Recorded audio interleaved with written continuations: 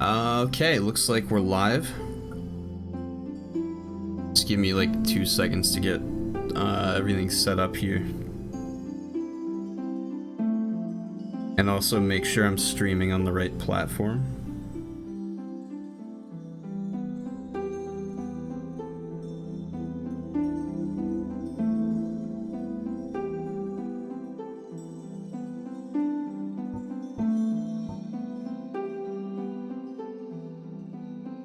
I've only streamed on YouTube like once before for a couple of hours, and that was probably close to a year ago now. So I actually have no idea what I'm doing. Oh good, it popped up. Alright, I'm not completely useless.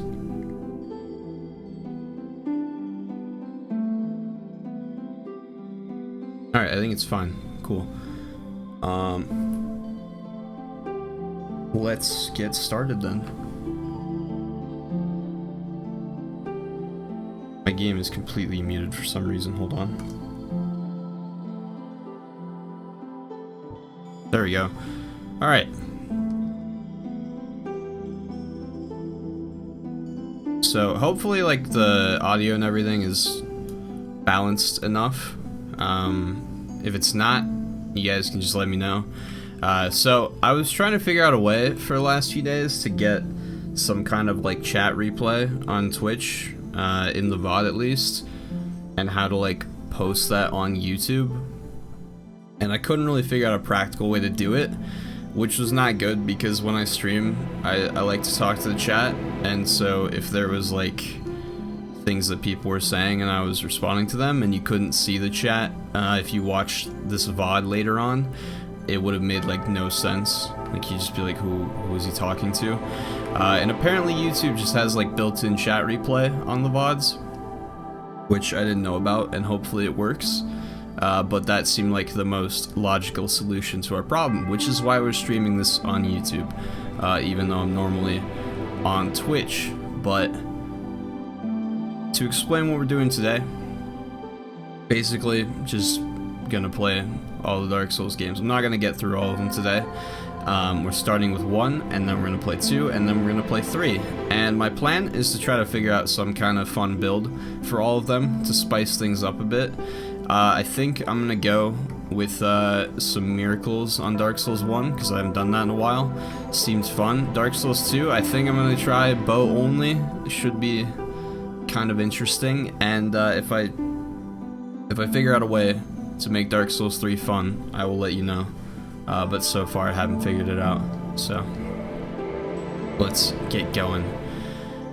We need, I think, 25 faith to be able to enter the Sunbro Covenant, so obviously the cleric is gonna have the highest. Okay, he starts with 14, it's still pretty bad.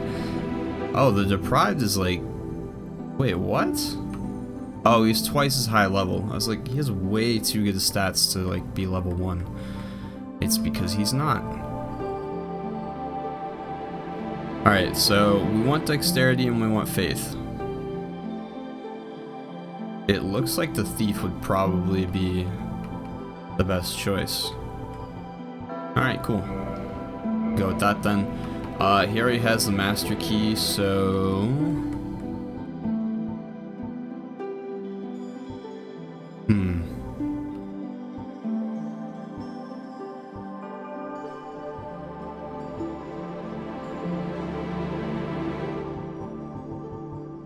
let's just meme about and kill the Asylum Demon with black fire bombs.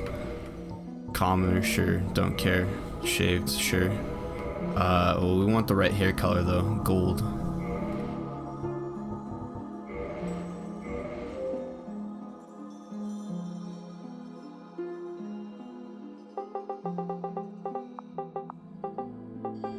Lightning Man, take me by the hand.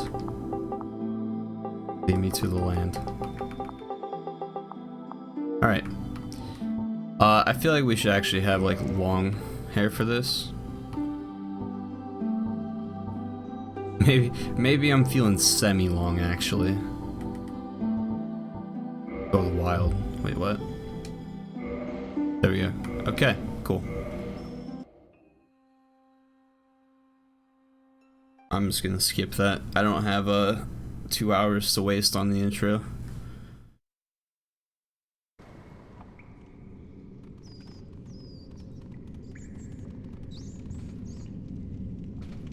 Yes, indeed. So I'm hoping that my microphone doesn't have any problems. If it does, again, just kind of counting on you guys to let me know. I'm recording on the side, just recording the audio like on top of the stream. So hopefully I'll notice if it starts getting all choppy. Also, we're playing Dark Souls 1 original, not remastered. So if it looks kind of like bad, that's why. I think I might have accidentally put remastered as the game we were playing just out of reflex, but yeah, it's just like easier for me to record from my Xbox and my PC, so here we are. You get 10 black firebombs? It's OP, dude. I guess one of the gifts is the master key though, so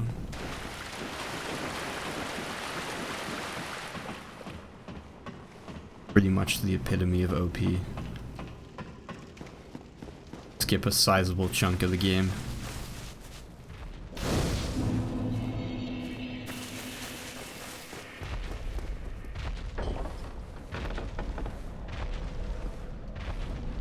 There's literally no reason for me to do this. In fact, I should probably just save the firebombs for later on. They could be kind of handy. Gives me a giant hammer, which is so far from anything I'll actually be using.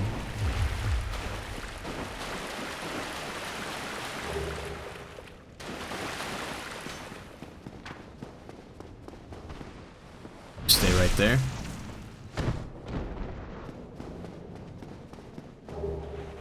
Oh, he's shooting again. Oh no.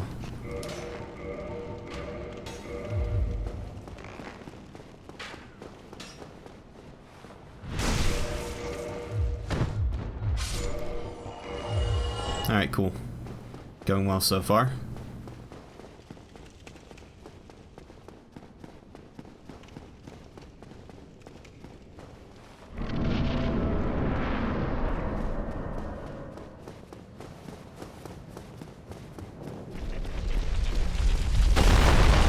So here's the bad part about my plan. You and I. Oh wait, what? Hold on. You guys are talking.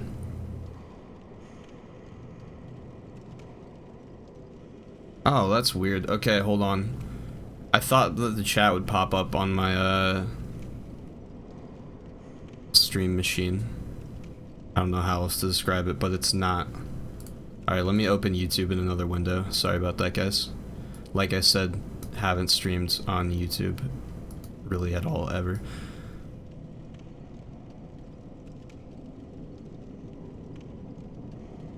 Okay, cool. So, Gwendorius at school, can't watch. Just wanted to drop in and say hi. Thank you for that. Least favorite out of the three? Dark Souls 3 by far. I'm not a fan of Dark Souls 3.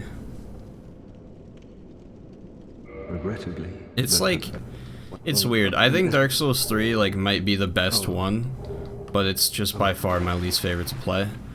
I think my first playthrough of it, I thought it was absolutely incredible, but my issue with it is that the first half of the game, it's very, very linear, and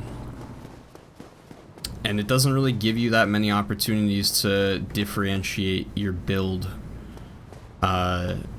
until like the later part of the game, to be honest.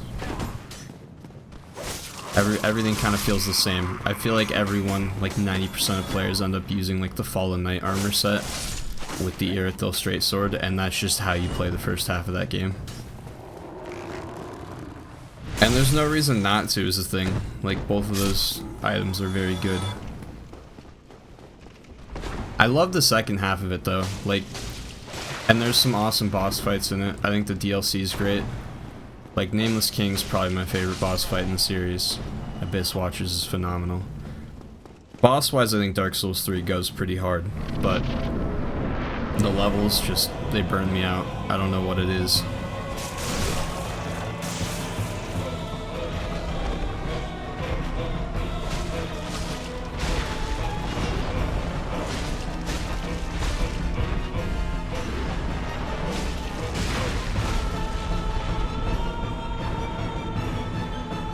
I completely forgot this thing does bleed damage. Or build up, I should say. Nice. Oh my god. Rip this run. You're actually kidding me. Don't let me die to this guy. Alright, cool. We're good. That went way too close. Way too close. What's up, Aaron? How you doing today? Welcome to the stream.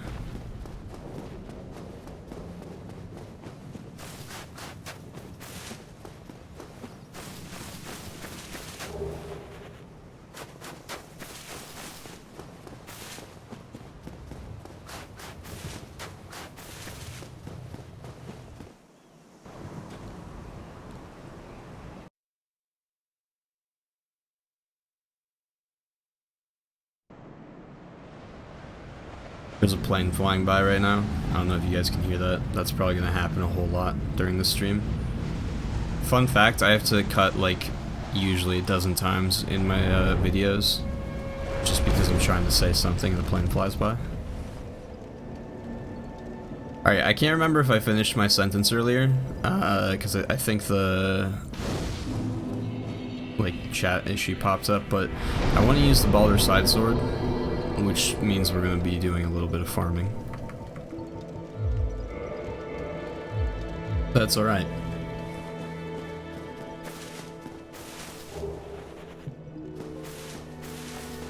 I don't think I need anything in the graveyard right now. I will farm up some souls though because we have to hit 25 faith by the time we finish or cross the Hellkite Bridge.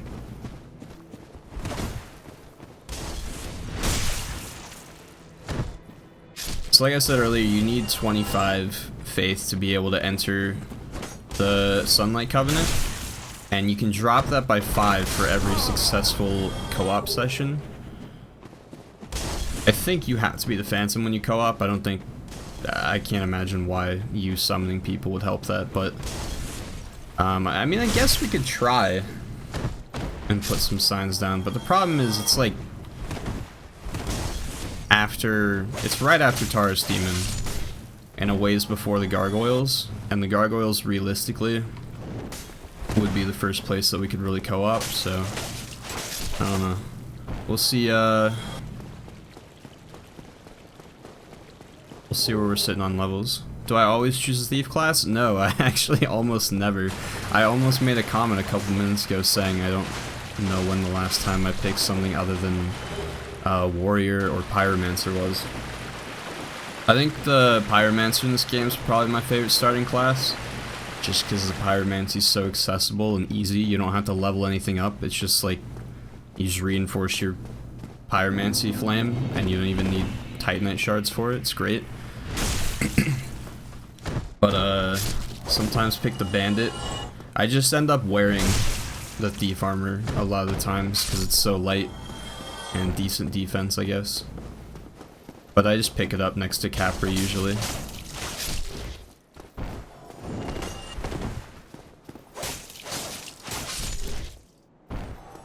Just found the stream, beat Dark Souls Remastered yesterday. Nice. Was it your first time playing Dark Souls? Dark Souls 1, I guess I should say.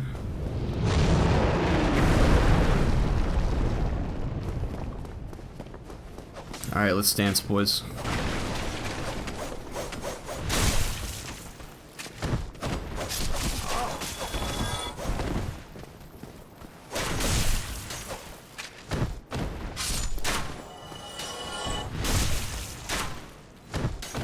The way I'm clearing Undead Berg right now is honestly just how PvP works in this game.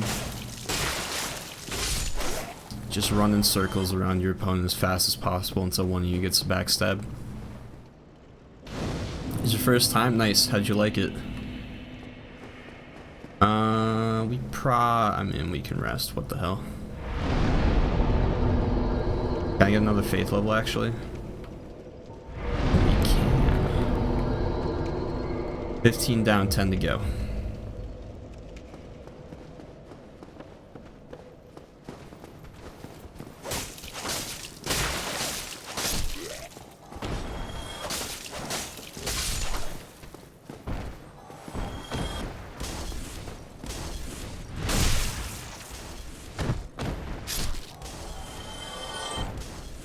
Alright, I'm gonna readjust this window real quick so I can still watch my microphone, make sure it doesn't do anything crazy.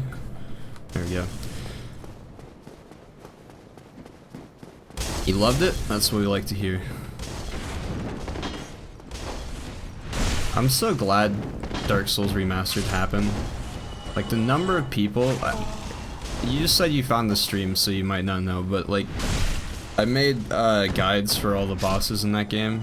Like 90% of them, but the number of comments I got saying that, you know, it was their first time playing Dark Souls was kind of insane to me.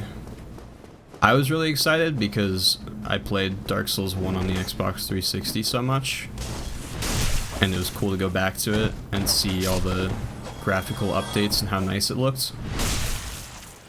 But I don't know, tons of people played through for the first time. My first time? No. Far from it.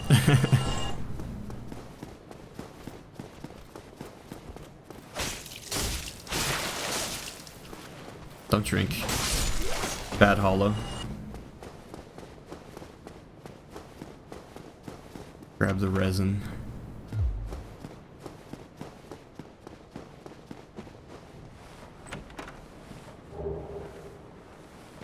It's also cool that they included the DLC with it. It was all packaged up. It was basically Prepare to Die Edition Remastered. Because I also have a bunch of friends who played Dark Souls 1, but never got a chance to do the DLC.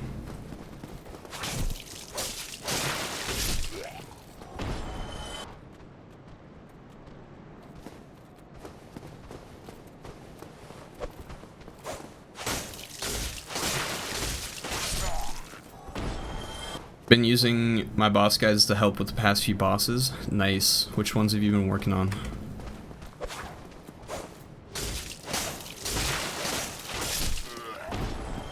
Almost beating your first New Game Plus in one day? Yeah, it's kind of crazy. I think, like, you kind of just end up struggling through the whole game on your first playthrough, and you're like, alright, I'm not doing that again, but, oh, stuck on the corner. You don't realize how much, like, better you've gotten over the course of a playthrough, and then you step into New Game Plus, and it's kind of easy mode for the first half, at least.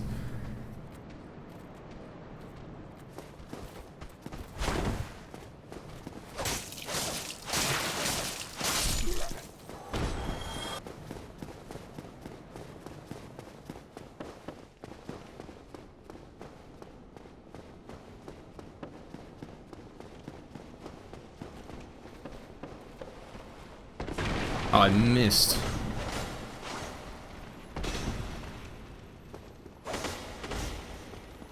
This has to be the worst weapon for killing crystal lizards.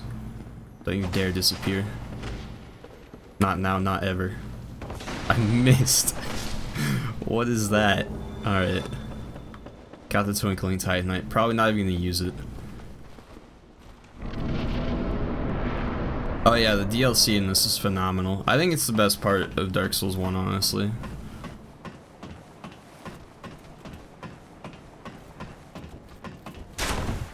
It's like kind of lots of fan service in it, I feel like. But it's not a bad thing. It is well done. There's just so many things that I think players wanted to see, at least if you're like familiar with the lore, like reading item descriptions and everything. I think there's lots of things players wanted to see in their first playthrough that aren't actually in the game, like the mentions to Artorias, and the fact that there are 4 Knights of Gwyn, but you only ever see Ornstein. And then you just get to see the other 3 in the DLC. That was really cool. They introduced hexes. That was a nice touch. big guy.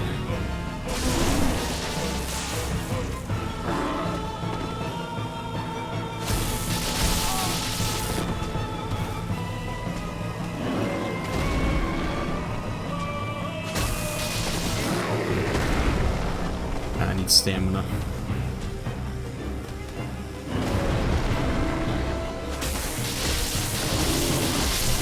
Down he goes.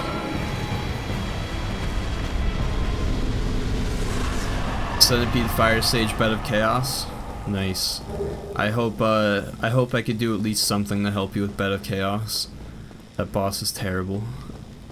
I did the last time I streamed through all 3 of these games, I did like a running death counter to see how many deaths it would take to get through the whole series, and like 50% of my deaths across all 3 games, no joke, came from Bed of Chaos. It's like, it just comes down to luck half the time. Ah, I am. Oh no. Sorry, Slayer, I meant to say yes. Oh, then. The way I see it, our fates appear to be intertwined in a lance. Yes. This pleases me greatly. With the very like to summon one, and of course, but Okay. And we're sitting at 15 faith still, so we're not gonna have enough souls. We might be able to farm up enough on this bridge. I don't know.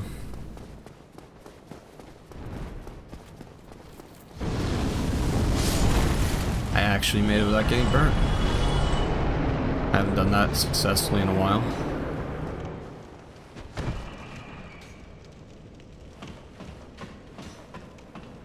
On holidays, have no Wi-Fi, won't be able to watch. Just came to wish you luck on this long journey. Thank you very much, Ethan. I appreciate it. Alright, we can get up to 20. Perfect. Exactly enough. I'll see if I can do 1 co-op session by the Gargoyles, and then should be able to drop the requirement down, and we'll make our way back to the Sunlight Altar. Let's go this way. Grab those free 500 souls.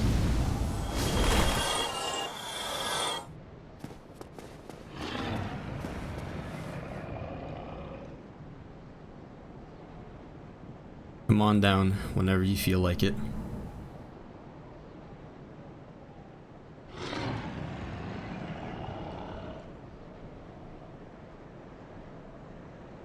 Anytime now.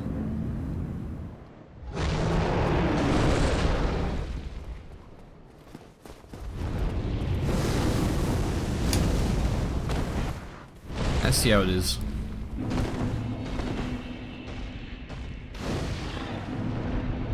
I thought he was about to breathe fire straight in here. That would have been bad. Alright, just gonna double check here. It is 25, yeah, okay. Can't do anything with it yet.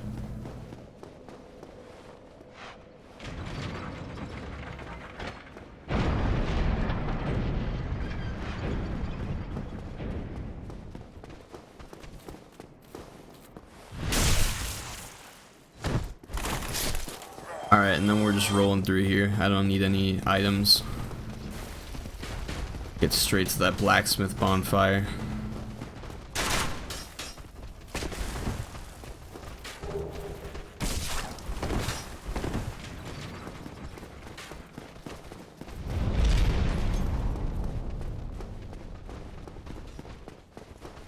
I should probably fight you, just in case you drop me my sword. Can you imagine? The first one we killed just gave me the Balder side sword. Not as bad. I don't want to fight both of you on a narrow bridge with no railings.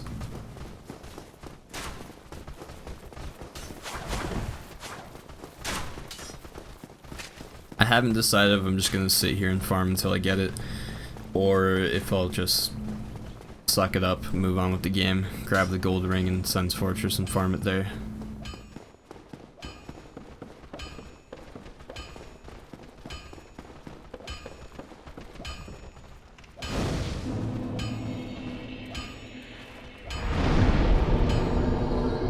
Okay. We still only have the bandit's knife. I don't think we picked up any titanite yet. Let's double check real quick. No, alright. How much does the longsword cost? 1,000? I'll be seeing. I don't know, we'll just roll with this for, well, we have a soul. Longsword's gonna be so much better in this area.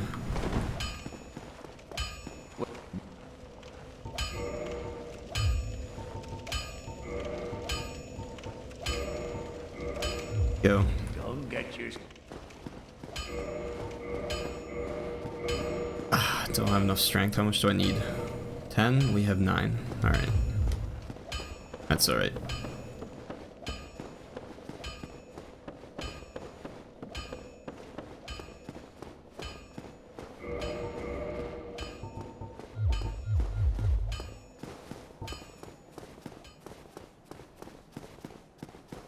I played through this not too long ago, and there are a surprising number of people co-oping in this area, so hopefully someone grabs my sign.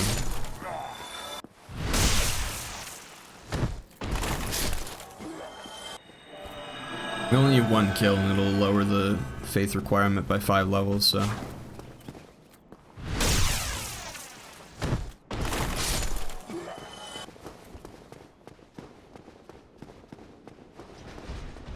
I probably dropped a titanite shard. Or some armor. No, titanite shard, okay.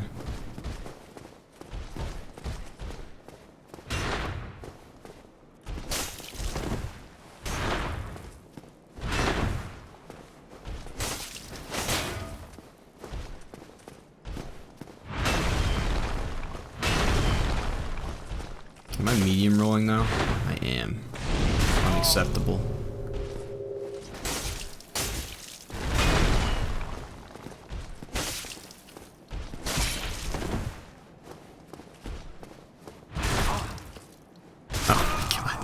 I got stun locked. Beginning of your playthrough, got 2 Baldur side swords as soon as I got to Undead Parish. Alright man, well you don't have to flex on me like that. It's a 1 in 100 drop chance, so that's kind of insane.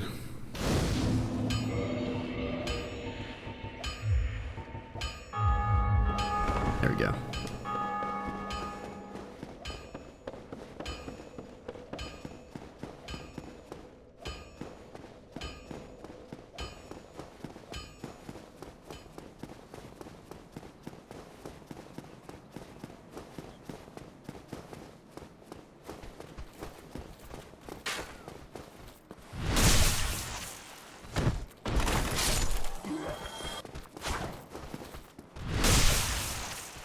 My brain's really going 2 ways right now though. Like, on the one hand, 1 in 100 isn't actually that bad.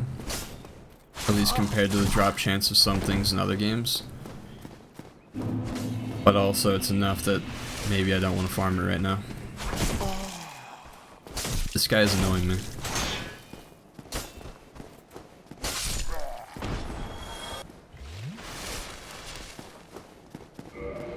To be honest, since we have to deal with the terrible 2-handed moveset of the longsword, might as well just use this.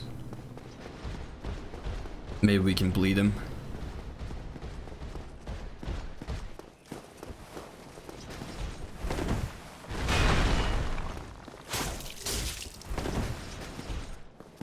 And it uses way less stamina.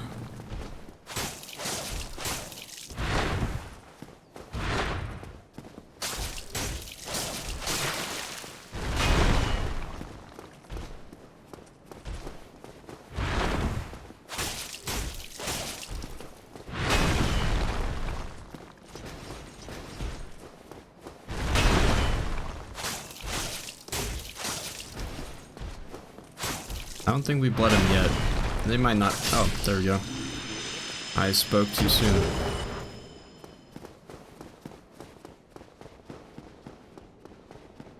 I'm coming to terms with the fact that buying that longsword may have been a slight waste of money.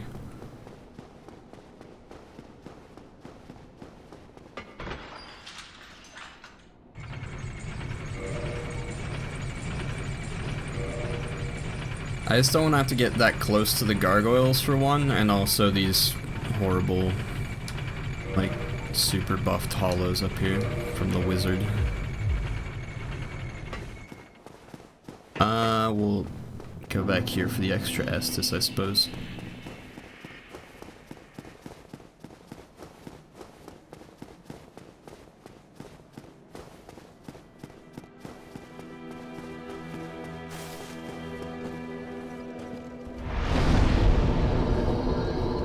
Cool, actually, hold on.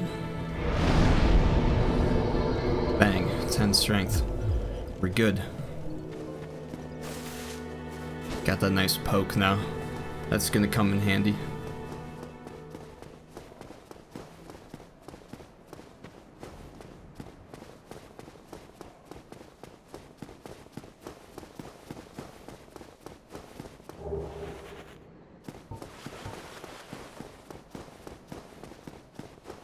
Can I quick roll if I have both these on?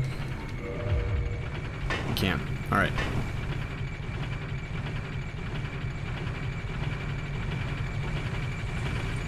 Forgot to put my slime back down too.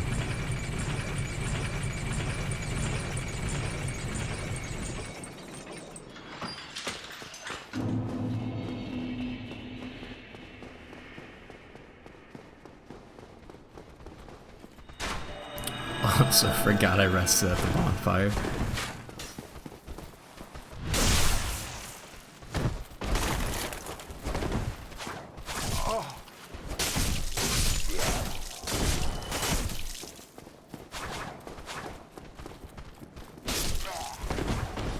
Much better for clearing multiple enemies.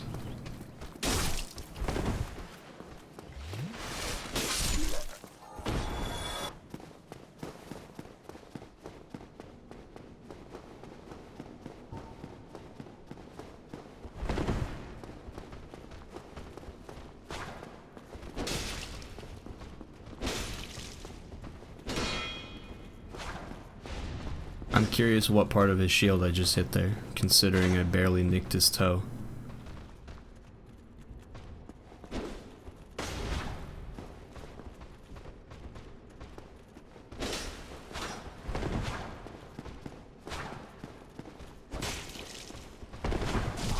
Oh my god, that hit me.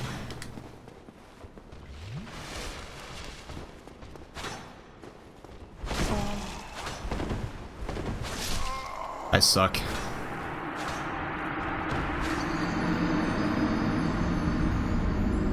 Let's go upgrade our weapon. I'm being so stingy with souls right now for like no reason.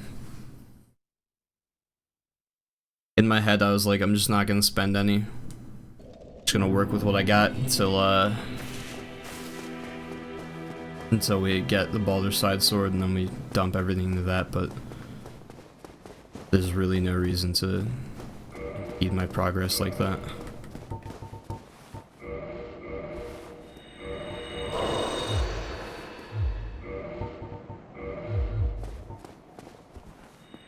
Alright, so this will get us up to 1200. And then we have, I think, 2 Titanite shards now, so get this bad boy to +2 at least.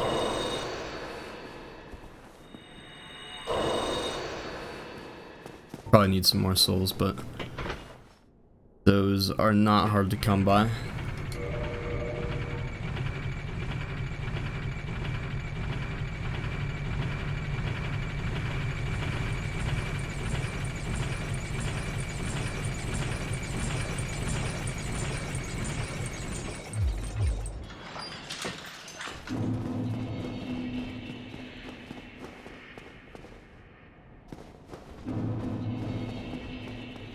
Is he chasing?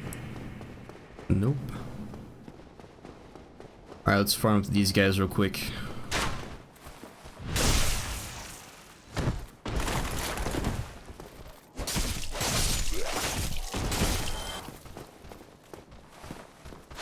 I think that Baldur Knight's actually coming.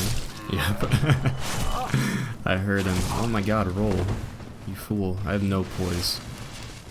How is that hitting me, dude? I hate the lock on in this game sometimes. This guy is such a bully. Get away from me.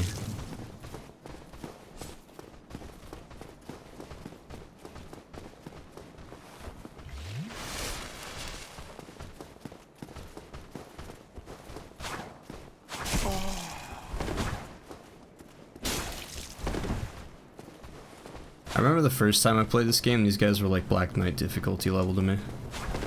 And apparently nothing's changed. I just need a slight upgrade. No, don't do that.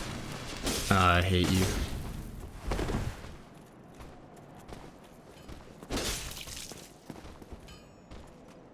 You won't parry me. Oh, that was supposed to be a jumping attack.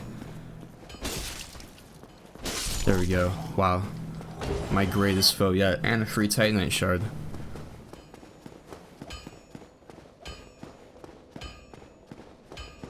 Yesterday you're at the blacksmith in Orlando and the pink gargoyles followed you and they killed him. Oh, that sucks. I have definitely hit the blacksmith before by accident and it's not a good feeling. Need it. Dark Souls 3 has a thing where if you kill someone that's like pretty essential, they just respawn, which is kind of weird. Dark Souls 2 though I think did it the best. You can kill like any NPC in that game.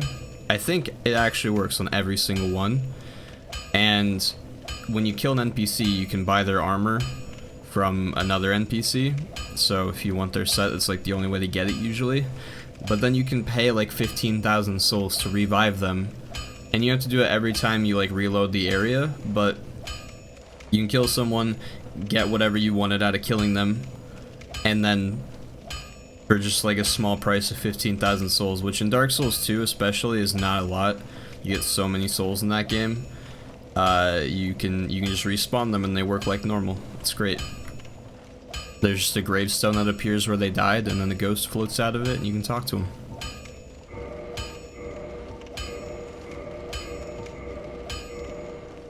Alright, 200 souls to upgrade, which means we can buy one more of these. Get that to +3. Don't get you. Alright, I'm coming for you, gargoyles. Also, someone summon me, please.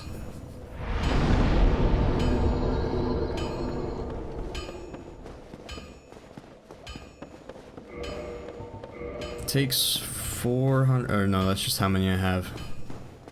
Doesn't show the upgrade cost in this one, I guess.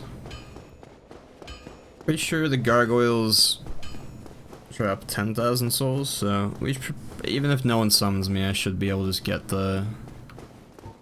enough souls for 25 faith anyways.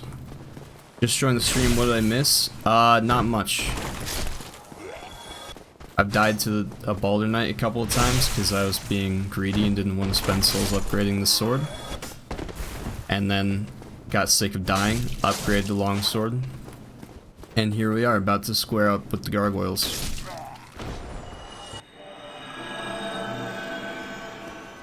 Alright, someone summon me, please.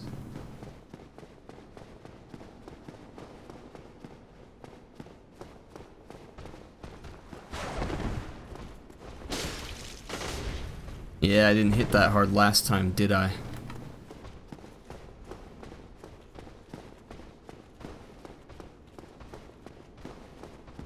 Your AI is just supreme. Does not get better. Yeah. Walk into that pillar. That's where you need to be right now. My AI is pretty bad too.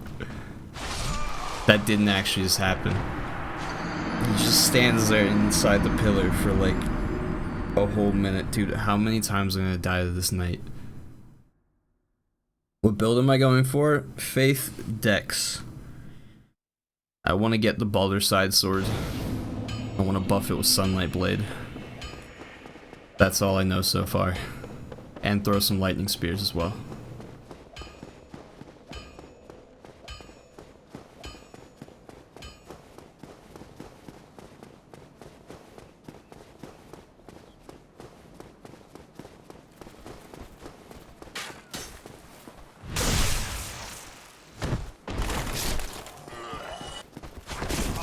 hate you. This is a pretty lame excuse, but I've actually played through all of these games in the last month. My friend had never done the second half of Dark Souls 1. He got stuck on Seath and quit. Also didn't do the DLC. And then I played through all of Dark Souls 2. And then right now I'm playing through Dark Souls 3 with a friend who's never played it before.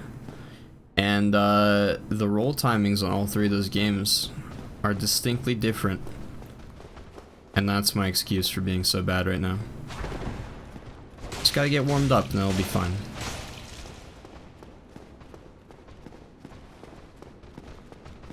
Also, the way your character moves when he's locked on is different too. And Dark Souls 1's lock on sucks.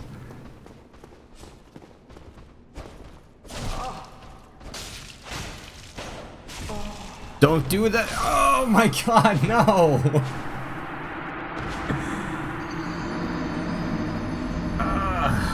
Why? I'm done streaming, dude. This is why I make videos. I can just edit this out and pretend like I killed him the first try.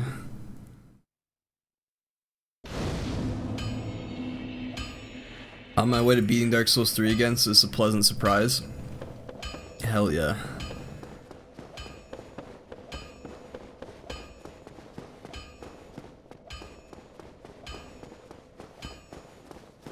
No joke, I was debating doing bow only for all three. I decided against it just because Dark Souls 3 caps the arrows at like 99. That's all you can carry around at one time. You can get like a bunch of different types, I guess. Or can you? Are there even different arrow types in Dark Souls 3? There's definitely not as many as Dark Souls 2, because Dark Souls 2 has one for like every element. And then Dark Souls 1 is just like a pain to run back to the merchant and buy more. But I was testing it to see if it would be viable in Dark Souls 1. And it was. I literally got all the way to the Gargoyle and killed the Gargoyle. I also didn't run past the enemies. I killed everything without dying once. And now here we are and we can't get past the staircase. The bow only is literally OP in this game. It's also got this cool feature. You need to stop that swing twice garbage. Also stop putting up your shield. And I need to level up my endurance.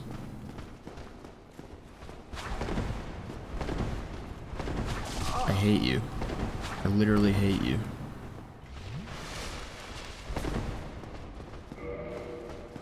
Hold on. Dude, why aren't you rolling? What is wrong with me?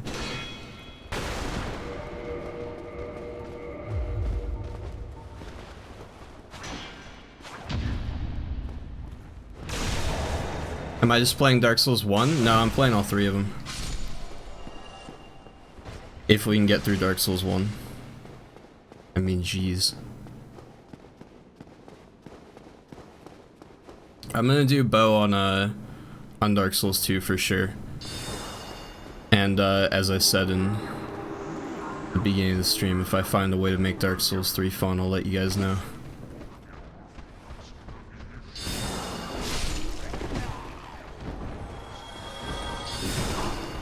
This would not be a cool place to die. I'm about to fight the gargoyles with Zero Estus too. I just want to get rid of that wizard and then we'll be fine.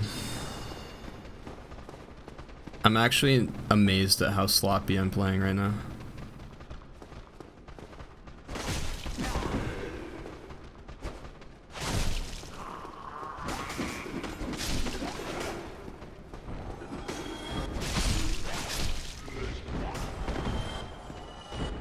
There we go.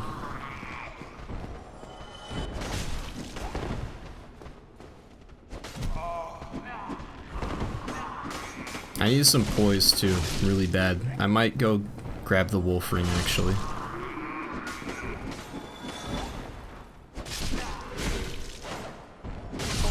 There we go. Okay, we're fine. I hate the gargoyles, hate them more than fighting Spear, Twink, and Hamrock. I haven't heard that one before. There's so many good Ornstein Smote names though. I think Drake and Josh is my favorite. Snorlax and Pikachu is a close second. You did not just fall down there, dude. You're killing me. Do I go for the plunging attack? Just gonna pull all the Balder Knights. You probably just buff them too. Yikes. We're just gonna go for the gargoyles.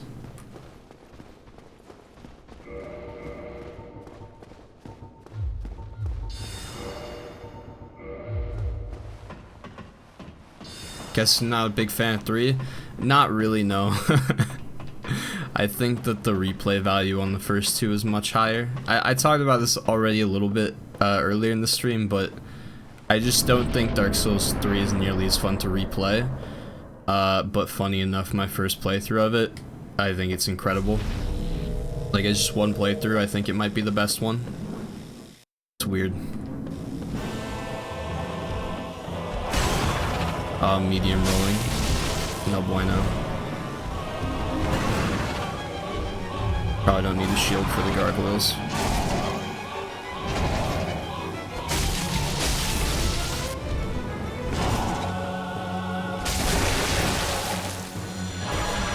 Alright, let's finish you off quick.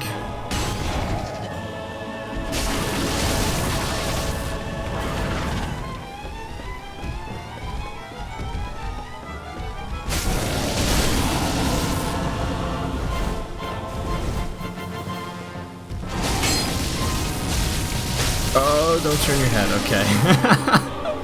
He could have just completely torched me, but he was feeling merciful.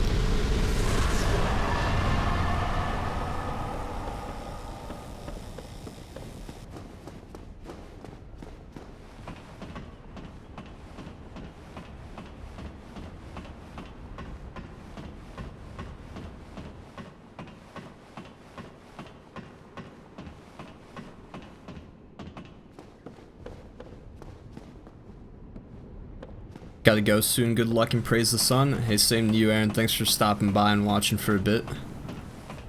Started off on 3, so I go back through it, and after beating 1, it's a whole new experience.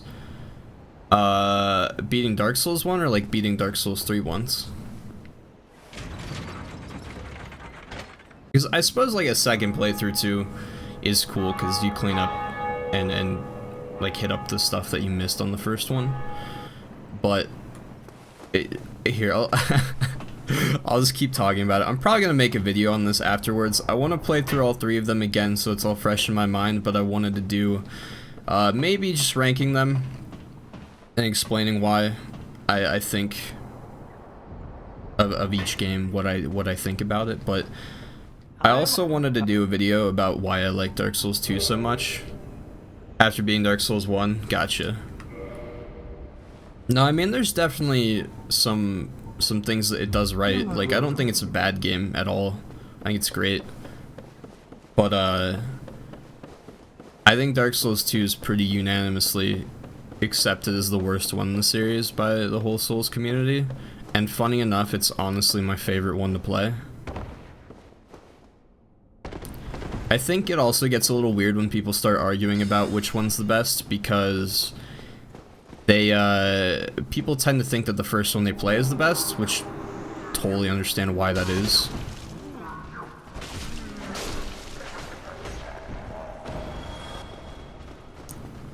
But a lot of people don't really acknowledge that bias, which is a bit frustrating.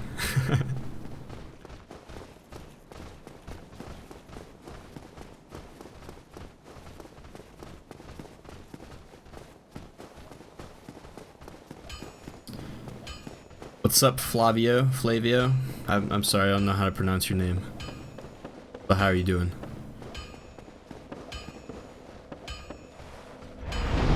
Gone through Dark Souls 3 a lot, so I have Dark Souls 1. I don't know which one I like more, to be honest. They're different. That one,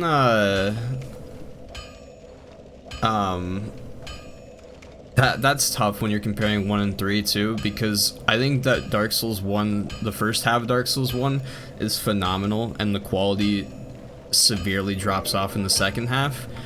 If you factor in the Artorias DLC, I think Dark Souls 1 takes it, because that really saves the second half. I think the DLC is incredible. Dark Souls 3 though, I hate the first half, and I think the second half is pretty great.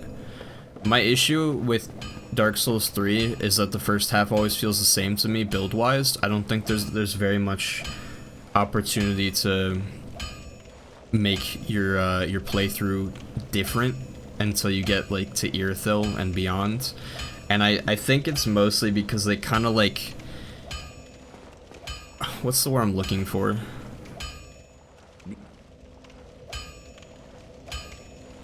I don't know how to word this. They kind of just like impede your progress in a weird way. Like, they don't allow you to buy Titanite shards, I feel like, until a bit too late, and they really only give you enough Titanite to upgrade one weapon. Like, you don't get the ability to buy large Titanite shards until after you beat Pontiff Sulyvahn, which is a pretty big difficulty spike. Like, he kind of serves as like the Ornstein and Smough of Dark Souls 3, I feel like. And then you don't get the chunks until you get all the way to Archdragon Peak, and like all the way to the end of it even.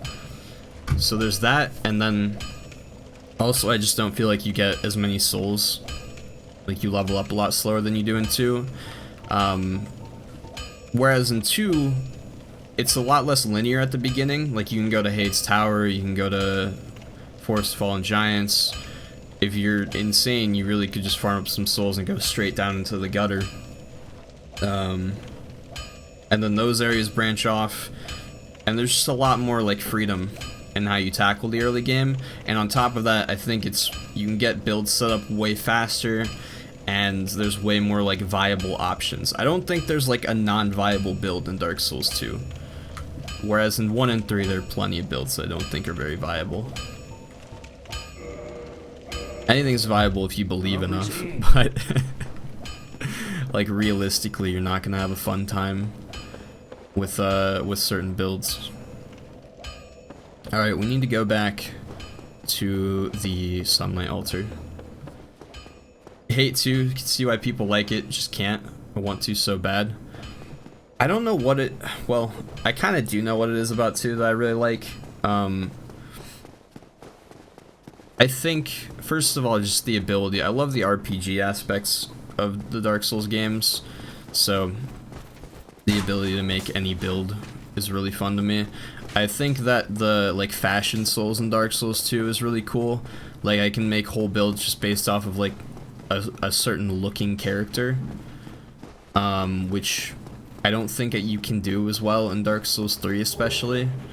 Like, the armor sets in 2, I feel like, interact with each other and combine really, really well. Oh no, guys, please, not like this. Alright, that's how it is then. And then Dark Souls 2's PvP, I think, is also the best because it's slower, and I totally understand why people hate that, but I think the movements, especially when you're quick rolling in 1 and 3 and you're like leaping, it's kind of unnatural, and then when you add in any amount of lag, it gets even harder to handle. So there's like so much more just like weird stuff going on with like getting backstabbed from the front and everything in 1 and 3.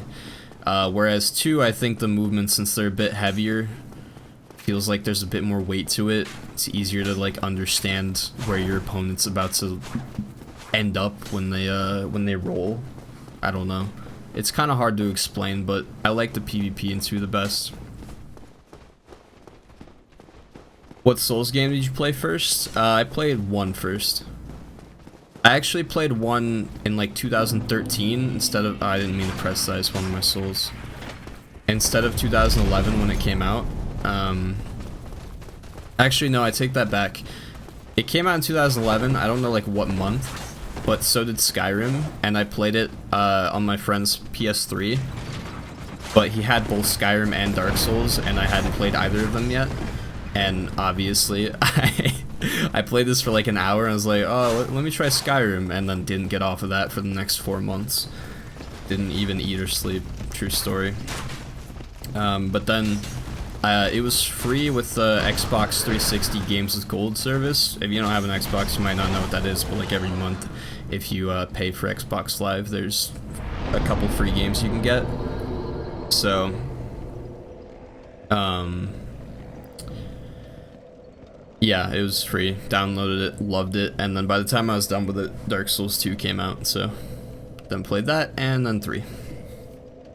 What's up, Eliana? Welcome to the stream. Faram gang for sure, dude. That armor set is just flat out sexy, to be honest. It's in Dark Souls 3 as well, though, so that's not even fair. PvP in Dark Souls 3, only one I've done PvP in is a whole blast when playing with friends. Strength build plus Pontiff Greatsword, you're literally a god. So, I'll be honest, I haven't really done it with friends too much. I was really excited about it as a thing, because in Dark Souls 2, I did fight clubs all the time. They're so fun. That was like my favorite thing. It's weird, like most of the time when people talk about just like coming home, hopping on whatever console or PC you play on, whatever, if you're gonna grind out a multiplayer game, like you would think it'd be like, you know, Call of Duty or something that you're actually like matchmaking for. But I would just hop on Dark Souls 2 and do PvP. I did it with 1 as well, I guess. But yeah, I put so many hours into that. But Dark Souls 3, since you can summon so many people, I figured it would be even better for fight clubs. I guess it technically probably is, but I don't know. I just didn't get into it. I think the Phantom Range in 3 is really bad on most weapons. And I feel like okay, here's the issue I have with Dark Souls 3 is straight swords. How like if you roll away, I know it's just like bad, you know, get good at the PvP and all that, but if you roll away, people can just like sprint at you and then like swing and they can keep up with you like this with a straight sword, and like you just can't get away, and it's really annoying. Also, there's some weapons in the game, if you don't have enough poise, or I don't even know if poise would help it, but like you swing twice with straight sword and then they do like a charged thrust like that and it catches you and they can get 3 hits in, and it's really easy to just get stun locked with that, or just flat out die, because you can get such high attack rating in that game by doing by putting on like a refined gem on a straight sword and then also buffing it. But I got Dark Souls 1 free for gold as well. It's when I first got it, couldn't get past the Asylum Demon and quit. Oof. I feel like back then too, YouTube wasn't quite as poppin'. Like, I didn't really... Actually, I remember I used a written guide for Dark Souls 3. Someone just like... What? Someone put up like just this giant, like basically like Word document and just wrote in words, like line by line, how to get through the game, and I read that and it was so fun. Like nowadays it's way more practical to do like a video guide, obviously, but something about reading the guide was cool. It was really nostalgic too, because back in the day they always used to print those like giant like textbooks about a video game. I remember I had one for Legend of Zelda Twilight Princess. That game's awesome, by the way. And I had one for Skyrim too. Just a giant book full of all the information you would need in the game. It's great. Something about that like really added to the experience for some reason. We should go to Darkroot Forest.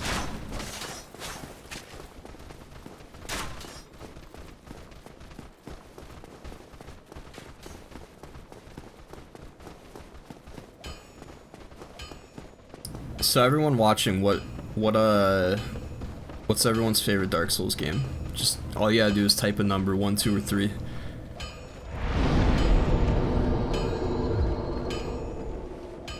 I'm trying to remember what boss I had the most trouble with on my first Dark Souls 1 playthrough. I know Taurus Demon messed me up for a while.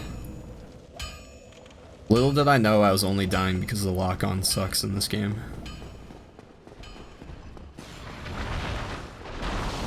Gargoyles didn't take me too long actually, because I figured out pretty quickly you could stun lock them fairly easily if you chop off the tail.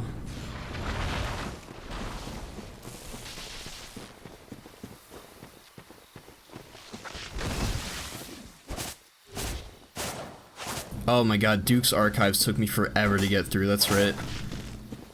I hate Duke's Archives to this day.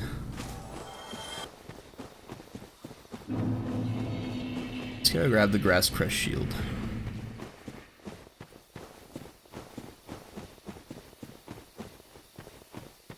One, that is the correct answer. Just kidding.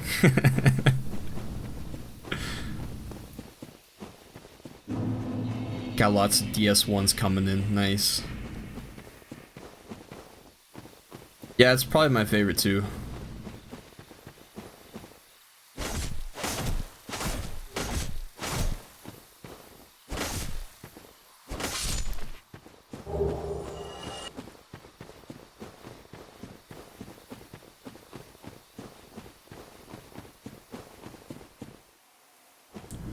Haven't played the others yet? Oh, you gotta get on that, dude.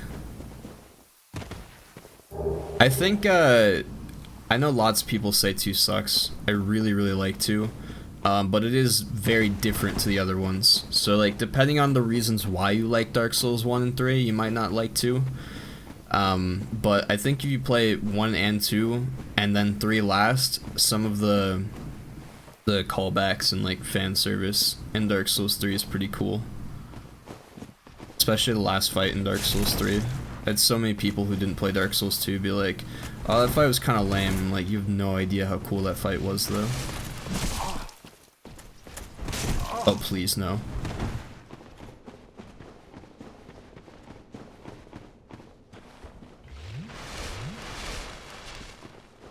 Got into Dark Souls like 3 weeks ago, and I've only done 4 bosses in that, so I can't choose, but I'm really enjoying Dark Souls 2. Nice.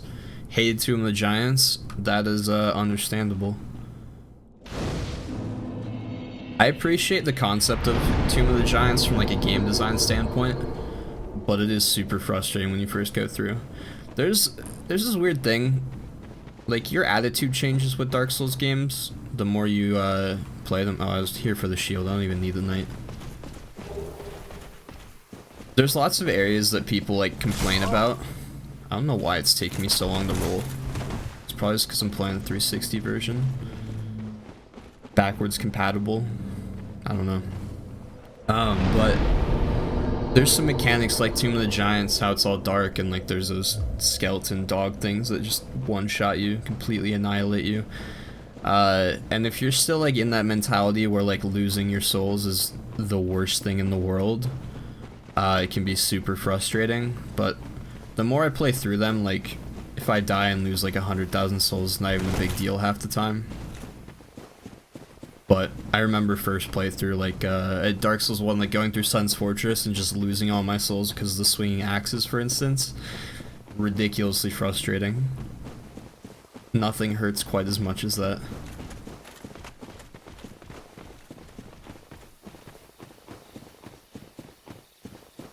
It's a lot more stress-free, though, if you get to the point where, like, you just know you can recover. Or, like, play through it at a low level and be fine.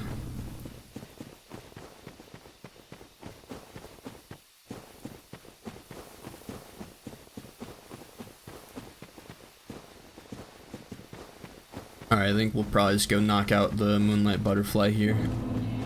Also grab the Wolf Ring while we're at it, because I need that sweet, sweet poise.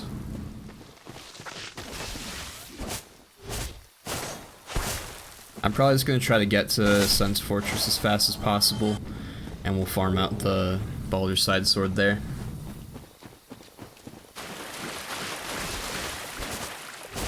And then we don't really have to get too far in, well, wait. No, we don't have to get far into Anor Londo, but we gotta go to the Catacombs, get the ring before we can fight Gwendolyn.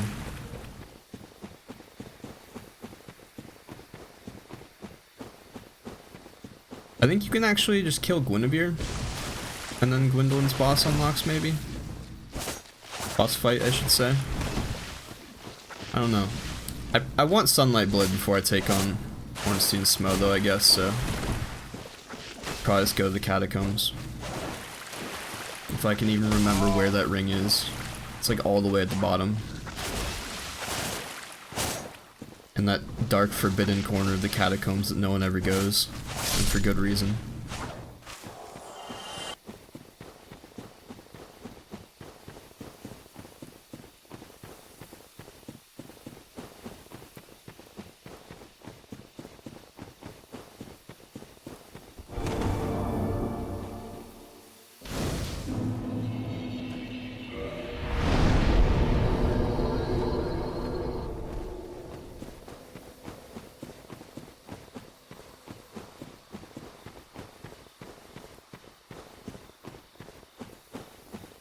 The boss fight unlocks when you kill Guinevere? Okay, cool. Oh wait, no, I just decided I wasn't doing that still. Never mind.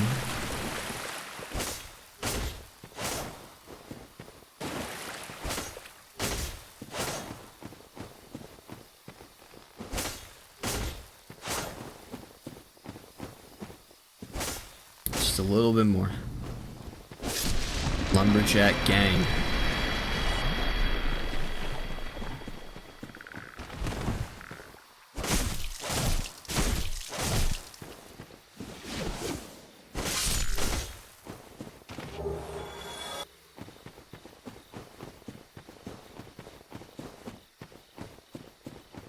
Pretty sure I'm going the right way here?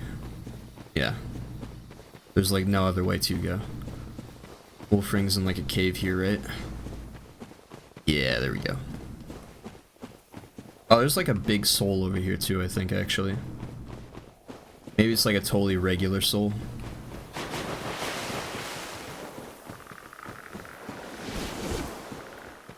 Proud Knight. Yeah, pretty regular, but I'll take it.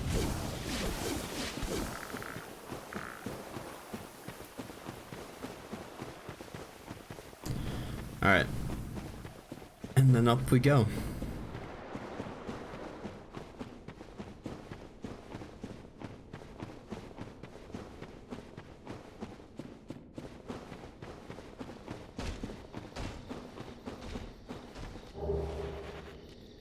Don't do Tranquil Walk of Peace on me.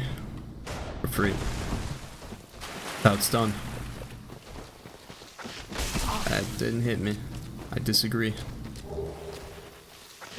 Oh, no, okay. What to level up now? We should probably just do some health and stamina, honestly. I'm struggling. Forgot to put on the shield, too. Alright, character management here for a second. We can't level up, never mind. Drop all that. That. Press crest shield.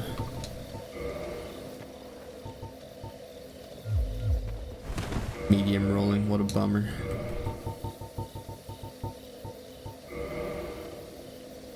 Oh, I equipped that by accident.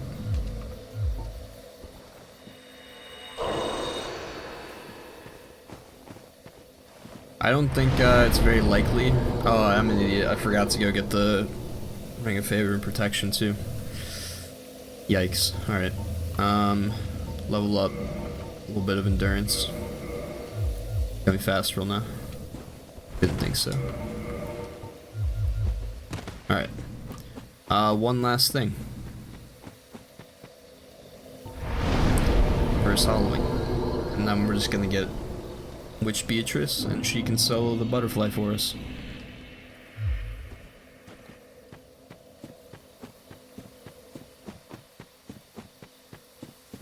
Ultimate fashion right now.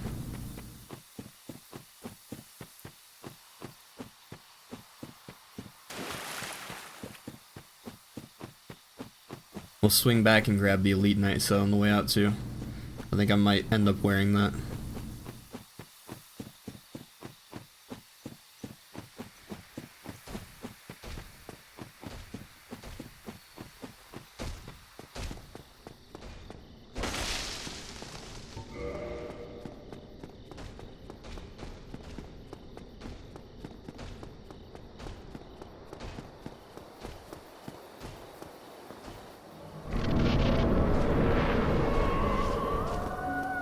Hopefully she makes it upstairs.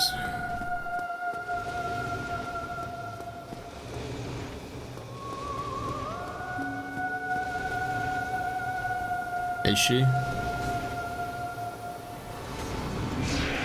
She actually might not be. Oh man.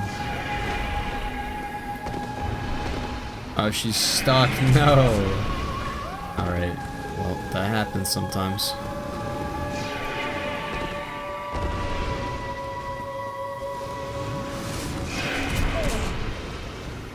Takes so long to drink Estus in this game. Oh, wow. Witch Beatrice, I need your help. Let's go ahead and land, that'd be great.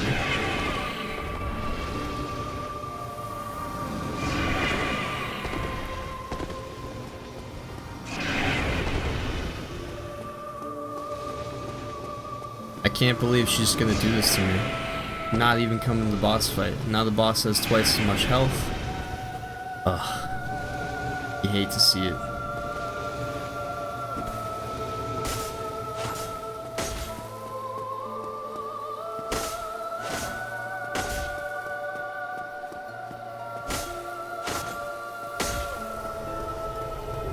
I'm just gonna homeward bow now. I can't. Wait, what? You can't use them in boss fights in Dark Souls 1? That's news to me. Dude, this is gonna take so long. Oh my god. Which Beatrice? Why? Is she dead? No, she's still there. Just fight the thing. It's literally not in her, like, programming to fight that other enemy. It's crazy.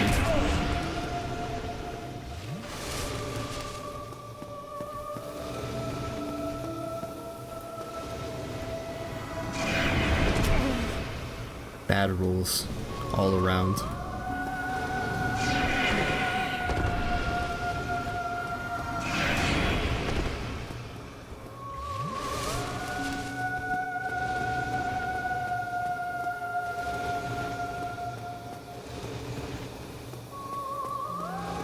This boss fight is brutally slow without that NPC, dude.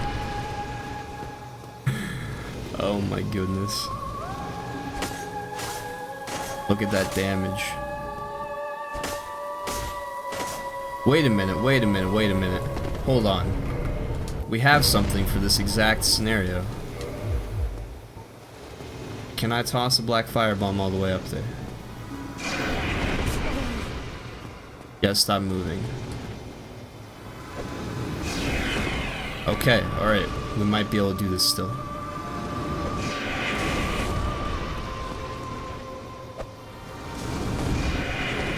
If it just clips its wing, it counts as a hit still. That's good.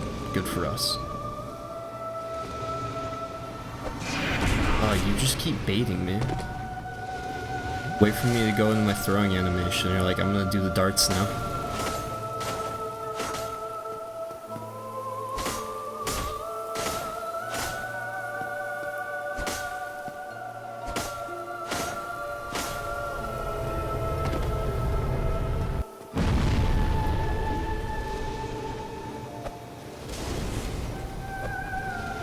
Oh, I missed one.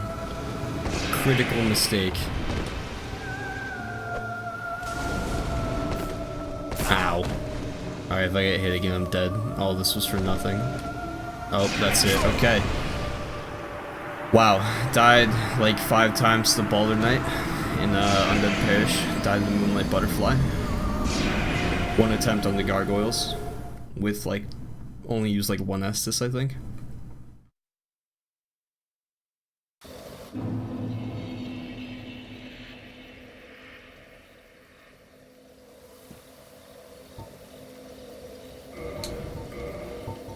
Damage makes you want to cry, literally. Alright.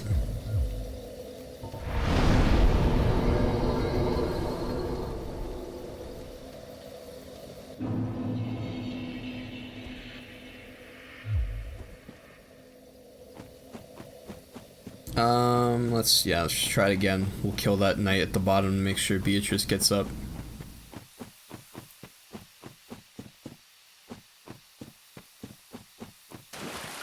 This is probably better. I mean, everyone likes seeing people struggle in Dark Souls. If I was like recording this instead of streaming it and didn't have to focus on talking like all the time and reading chat and everything, I'd probably breeze through it and it wouldn't be any fun to watch.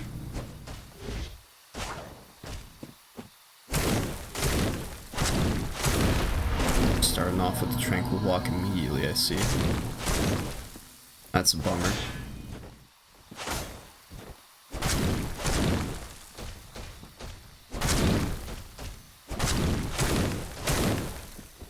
Getting slapped for straight 12 damage. Drop that shield. Oh! Okay.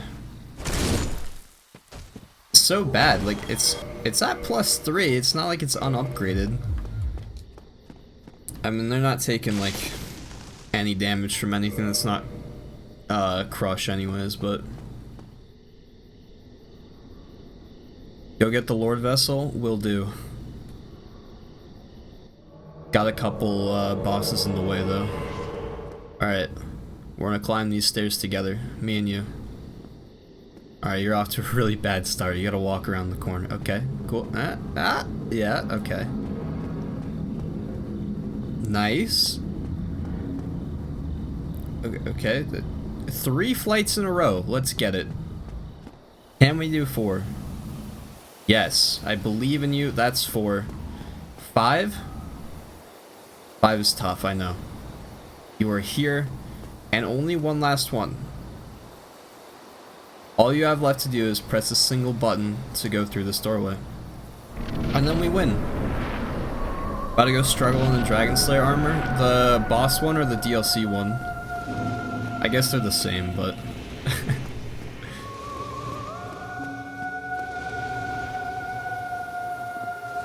And now you shoot the butterfly with your spells. Yes. Yes. Look at that damage, dude. That's like more, or at least... No, it's probably more. It's more than a black firebomb to the face. Just killed Smo. Hate that fool. That's understandable.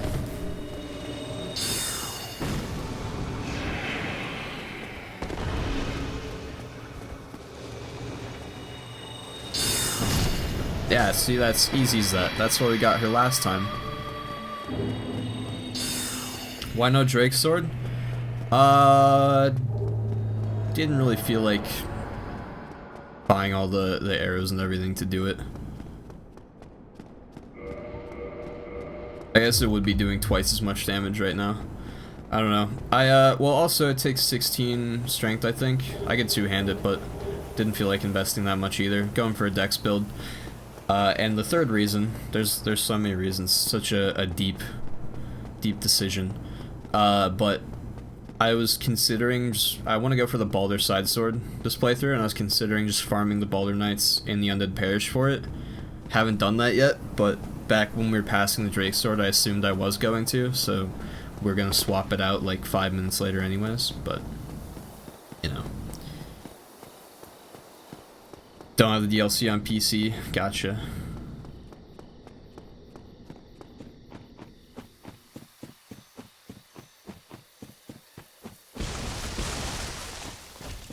I remember how, like, just confused I was that they didn't add the Dragon Slayer armor set to the NPC in Firelink.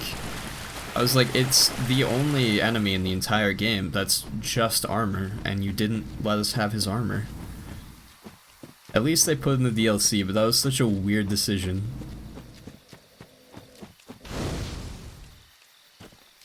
Get out of here, this is my happy place. You don't belong here.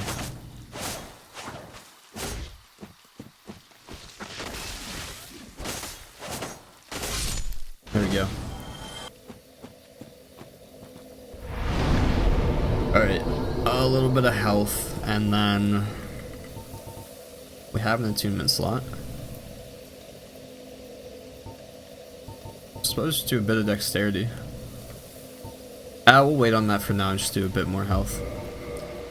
Alright, so I'm gonna swing back through... let's put this on too. Forgot to do that. Swing back through Firelink, grab the ring from Lautrec, grab a talisman from, what's his name? Peaches? Petrus. It's Petrus. And then go down to Blighttown. And we can equip lightning spears too.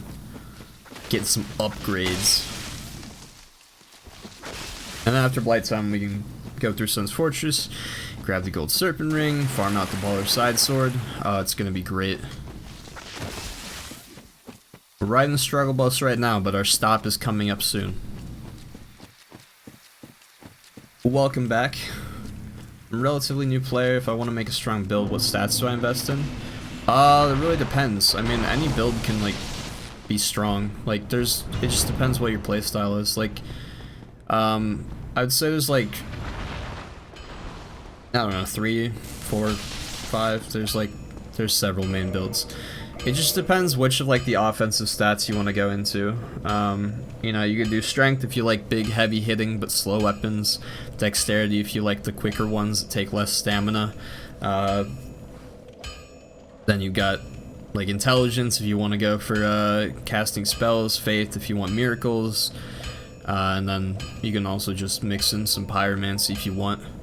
And then you can also go quality if you want a mix of strength and dexterity.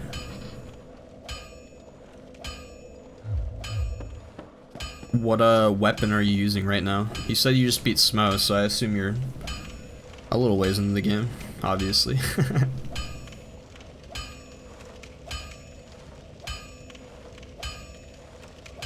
Alright, what were we doing? Going back to Firelink, that's right. Wait, you can take that ember. Yes. Dude, it's been so long since I just saw like a friend get online on Xbox 360. A random.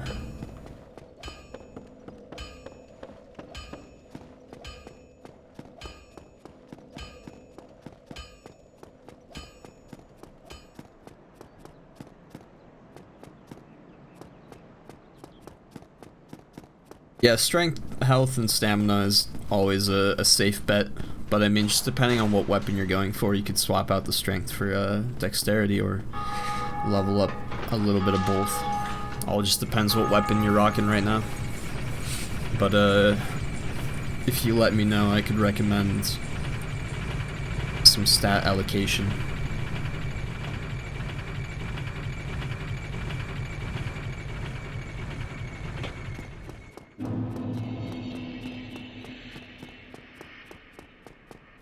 Fire Great Scythe plus 5? Alright, then you just want to go straight dexterity. Pump that all the way up to 40. And then if you feel like you're dying too quickly, mix in some points into, it's called Vitality in this game, it'll give you more health. If you want some more stamina or you're not fast rolling, do some endurance. But that's a dexterity weapon through and through.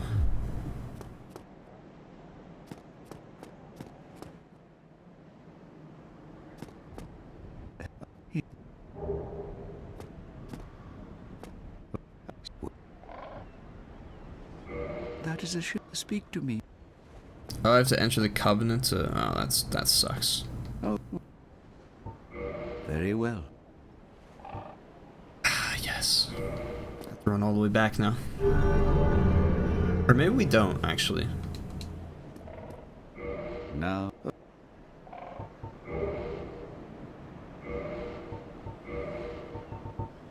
Talisman? Yes. Come again. Alright, then I assume that we can still use Lightning Spear even if we're not in the Covenant. If not, it's kind of a bummer, but whatever. Let's kick this fool off the cliff real quick. That's not the kick button.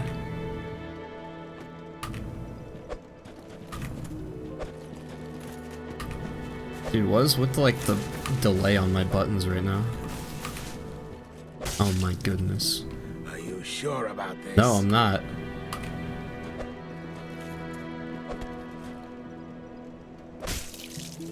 Oh my god. He doesn't even budge when you punch him. Alright.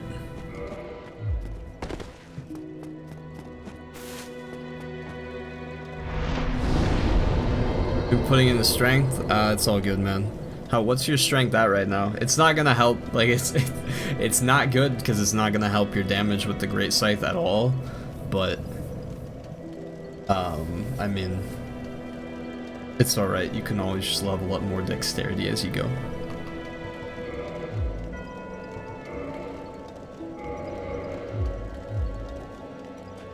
You could also switch to a strength weapon, but the Great Scythe's pretty good, so I doubt you'd want to do that.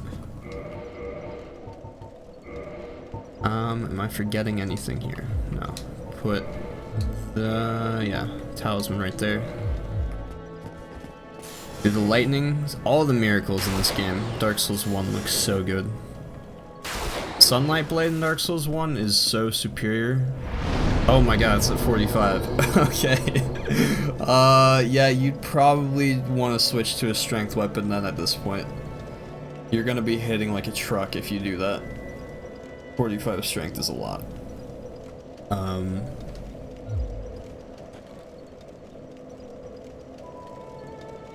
Dark Souls 1 bone whales are just like, it's a war crime, honestly. Like, I don't know how From like legally got away with putting them in the game, quite frankly.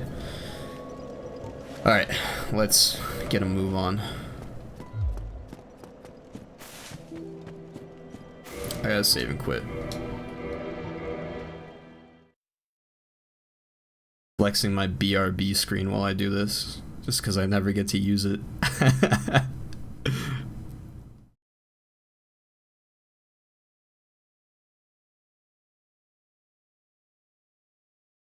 What weapon should you use? Well, if you want something to tide you over that's super easy to get, you can just pick up this Y-hander in the graveyard right by Firelink. A really good weapon is the Great Club. I can't remember if it's the Great Club or the Large Club that's down in Blighttown, but I'm about to go down there so I can show it to you. Trying to think of some other good strength weapons. There's the Demon Great Machete. I'm completely blanking on where to get that though.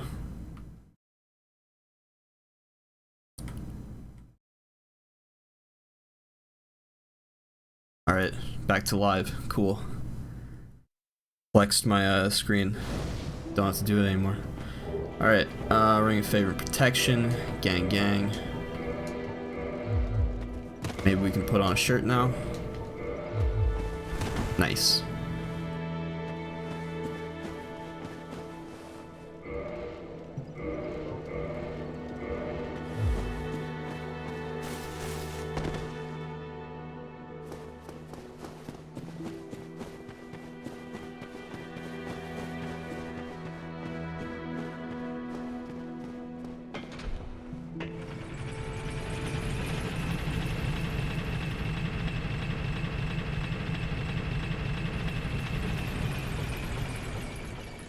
Alright.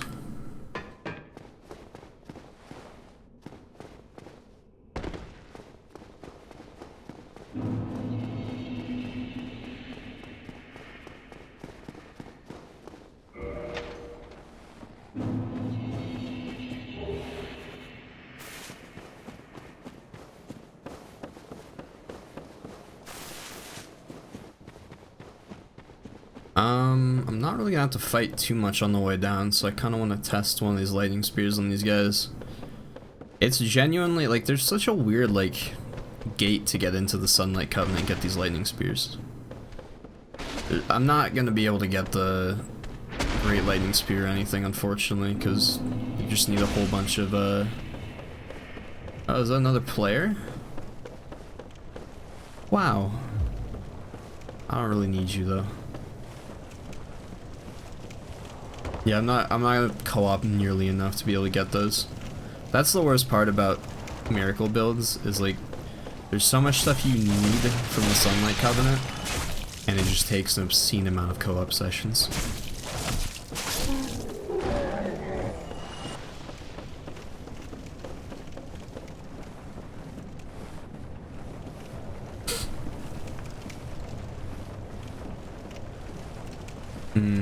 Oh, no, didn't mean to hit that. Oh, there's that frame drop. Let's get it, old Blighttown.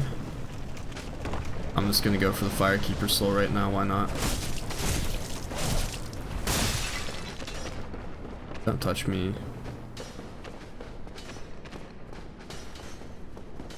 I don't want to be toxic. No, thank you. Oh, he hit me. Damn you. Alright, well, he also dropped one of these bad boys.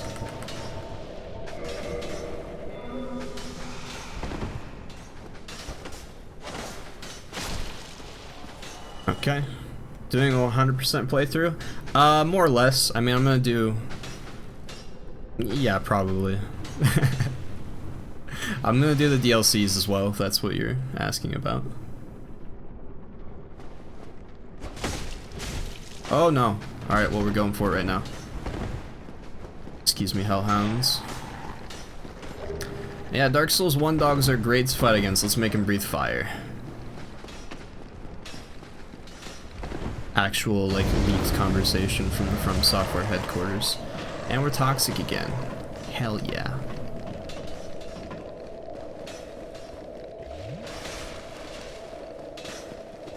Blighttown isn't actually that bad.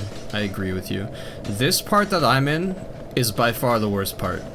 And most people don't even bother coming over here. Mostly because they probably don't know there's a Firekeeper soul at the bottom of it. But it's, no. Like, you climb down like 4 ladders, and if you're a baller, you can just like drop off of the very top bridge and like land basically on this water wheel here. And then you're good. You're done with it. Poison in Dark Souls 1, not an issue. Toxic is pretty bad, but Toxic is like what the poison is like in the other games, so.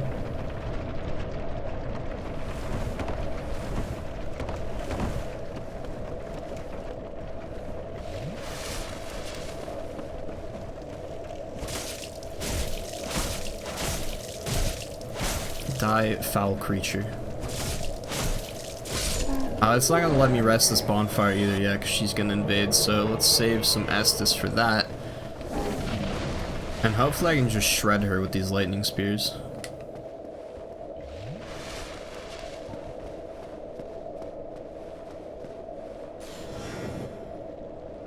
Oh my god. Why? Okay, alright, you're not bad.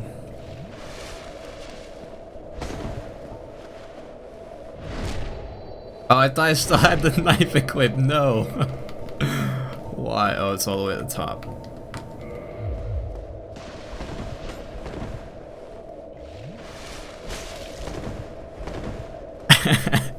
That's pretty much how that conversation went active. That's literally how it went down.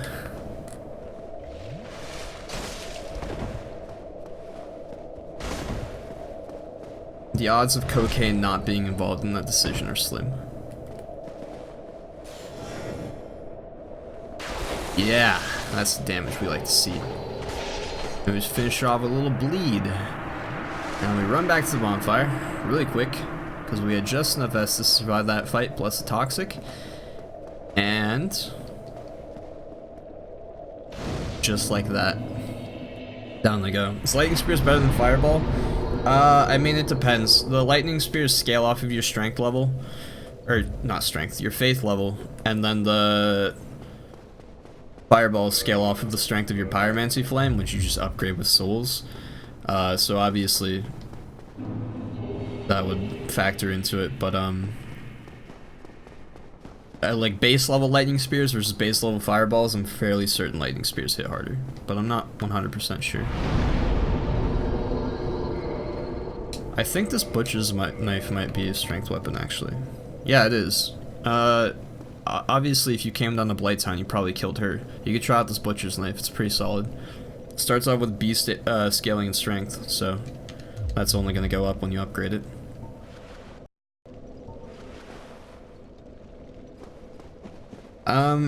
Let's see. Let's level up first. What do we do now? Strength, I guess. Why do I keep wanting to say strength? Dexterity, my god. And then I'm gonna go grab the Falchion.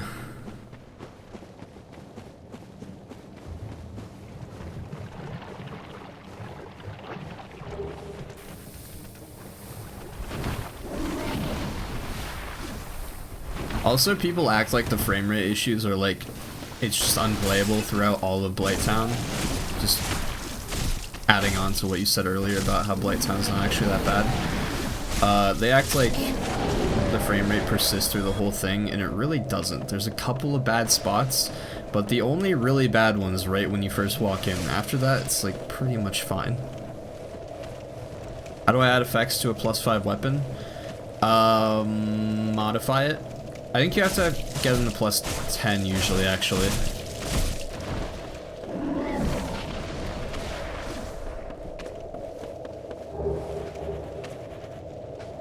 We might just be dead here from this toxic, I don't know.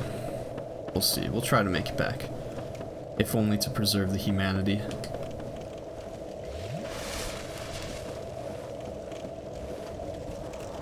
I don't usually do infusions in Dark Souls 1, just because they, I tend to just put like an extra buff on the weapon later on. So I'm not 100% sure as to how it works off the top of my head, but I'm fairly sure you gotta get to plus 10 first.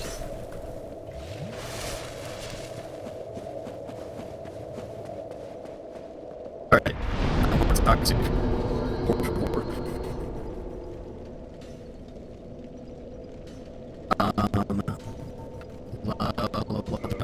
Okay. Let's go kill the spider. Let's watch ourselves the bug.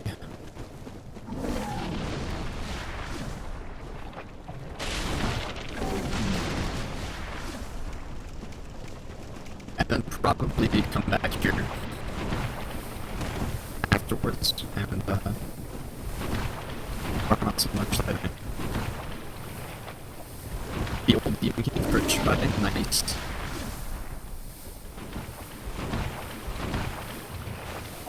I feel like he's kind of mad for later in the game, like pretty significantly after when you first encounter him. But I'm always too stubborn to just leave him for later.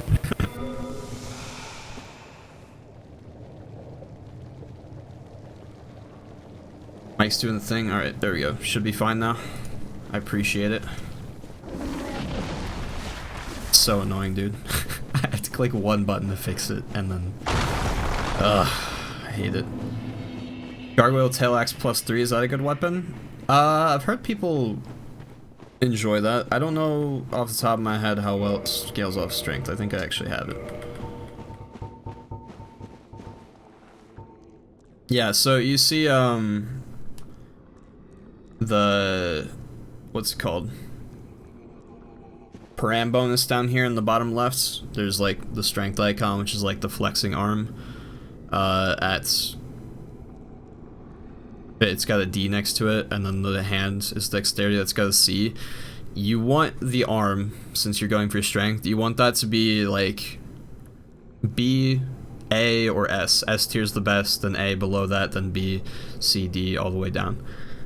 So, yeah. Basically look for weapons that have a high strength parameter bonus. Like this butcher's knife, it's at B, and a good rule of thumb is that when you upgrade the weapon, usually the scaling will go up as well. Let's see, like these weapons, they have E for strength, but like this falchion is B for dexterity, so I'm going for dexterity, so that'd be good for me.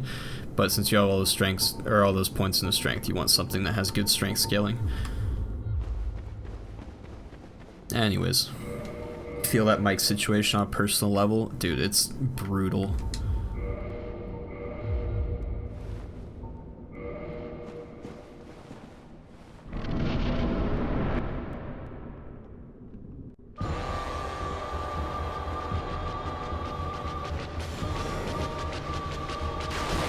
Oh, that's the damage we like to see.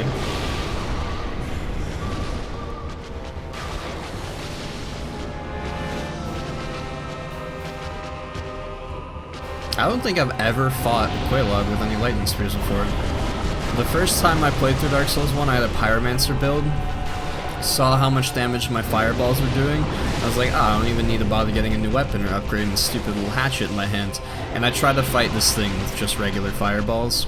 And, you know, it went about as well as you think it probably did.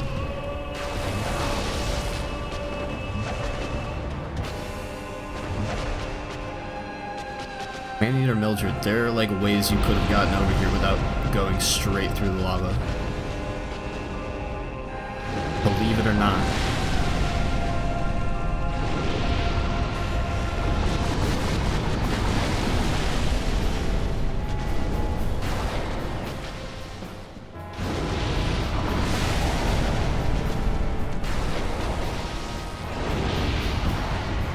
Dude, these are shredding her. This is great.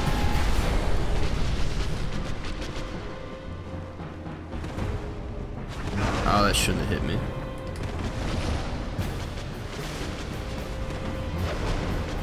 Dude, Mildred is so useless right now. I'm just gonna pull the boss over to her. because Mildred can't figure out how to get to the boss herself. I mean, you can finish this if you feel like it. I'm down.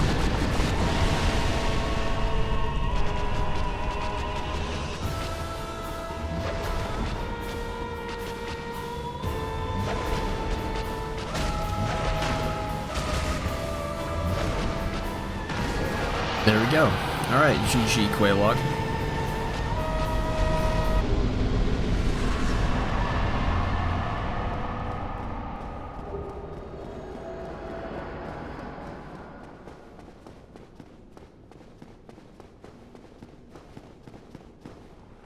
It's so nice in Dark Souls when you, like, just have unbearably low damage and you're just getting slaughtered by every creature. And then you finally get an upgrade. That's how I feel with those lightning spears. Like, that we would have taken so much longer to kill that boss if we hadn't had those.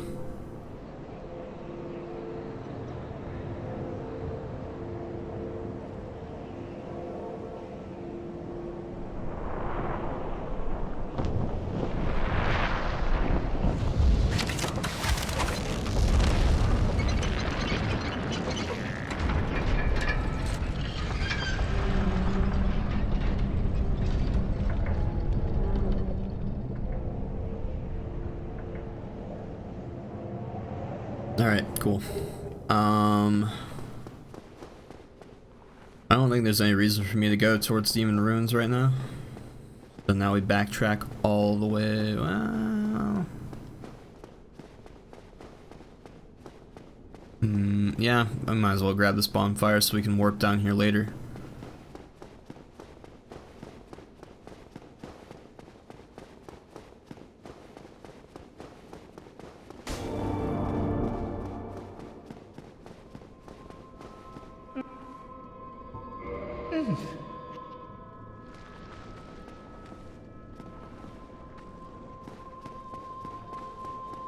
I hate this guy.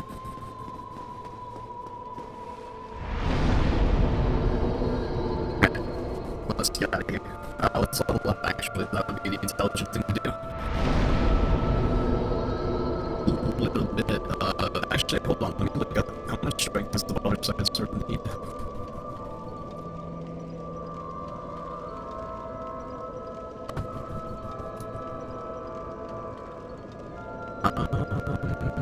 Strength 14 dex. Oh, perfect. Alright.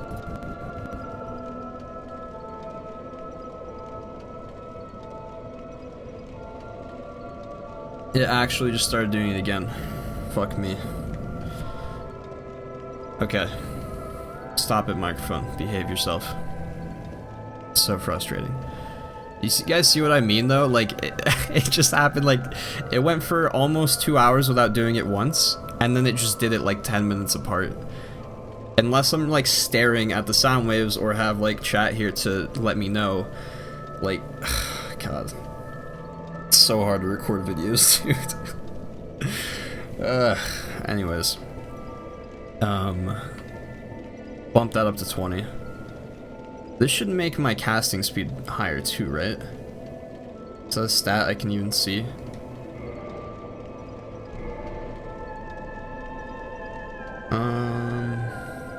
Yeah, we'll do that. Well, we can keep leveling up. Let's do a little bit of endurance as well. Cool, cool.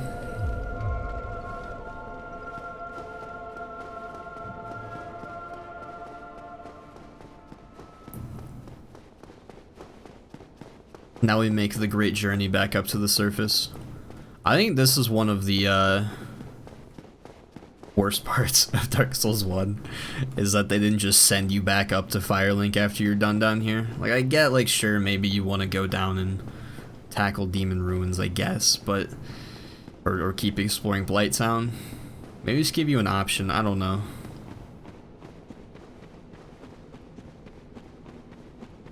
Beat Dragon Slayer armor? Hell yeah. Nice job.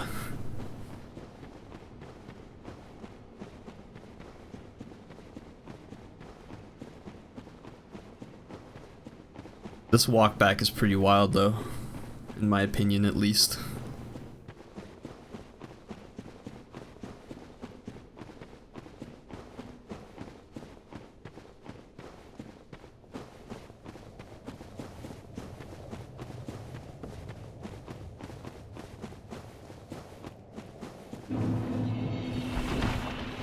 You're right there. Anytime Blighttown, like the word comes on screen, frame drop. But then once you're inside of it, it's usually fine. Right now, it's not fine. Also, oh my god, I just remembered something that always happens to me. It probably doesn't happen on PC as much. But half the boss fights in Dark Souls 3, half is an exaggeration, but a lot of them, I get horrible frame drops. I don't know what the deal is, but like, Pontiff Sullivan is always horrible. Dancer is literally like unplayable half the time. Trying to think of some other examples. But the game will just like start running in slow motion basically. It's horrible. Gotta kill Henri for her armor. That's evil, dude. But it's a pretty nice looking armor. Can't lie.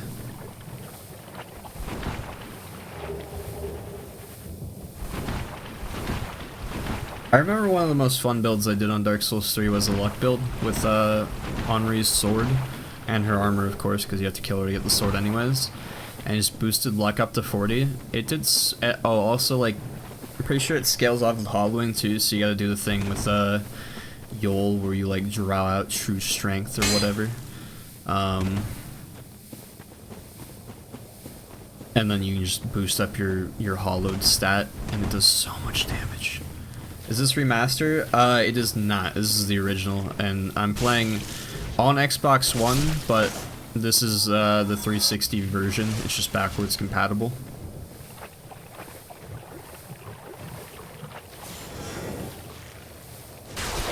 Nice. Oh, this counts as water, so the lightning will spread through it. Nice.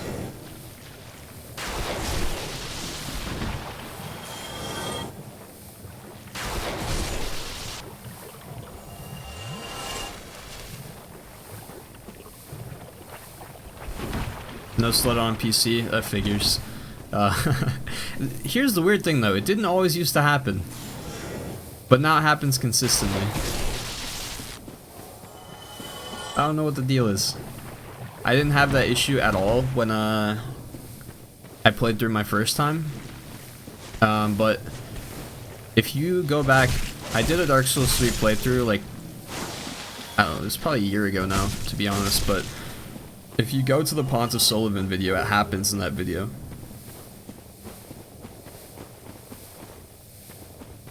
I mean, Pontiff especially, Dancer's tough too, but like Pontiff is quick. You need to be just on with all your dodge timings. So having your frame rate drop like that is, I mean, it really does border on unplayable, to be perfectly honest.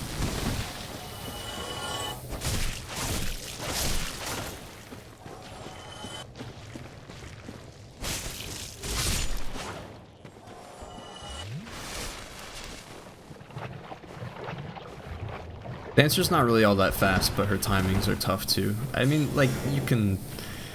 I don't need to argue that your timing on dodges is important in Dark Souls boss fights. It's pretty obvious. Oh, sorry, Josh, the boss weapons. So you have to have the same weapon type as what the boss weapon you're trying to make is. And then you have to, like, say you want to make the Iron Golem's axe, you have to get an axe or a great axe, I think. What, maybe one or the other, or both, don't know. But you have to get that up to plus 10, and then when you go to modify at a blacksmith, they'll let you change that into a boss weapon. You're not dumb for not knowing how to do that. It's a really stupid and convoluted system.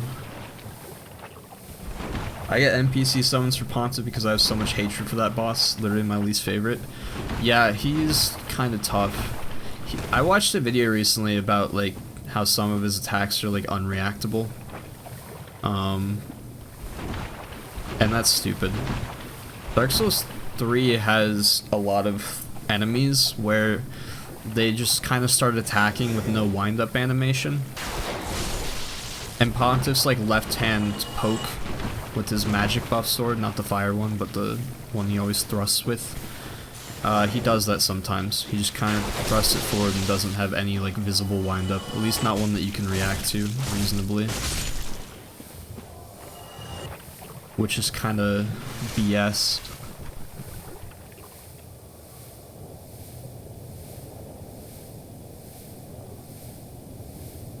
My mic just did the thing again. Fuck me.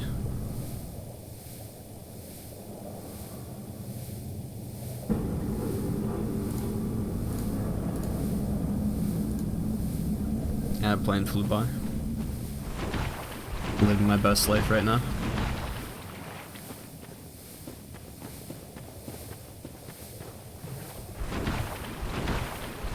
I look like a chameleon right now. I got one eye on the game, one eye on my microphone. What weapon should I use for Smosol? Oh, that's a good question. I think probably a club, because it's a great hammer.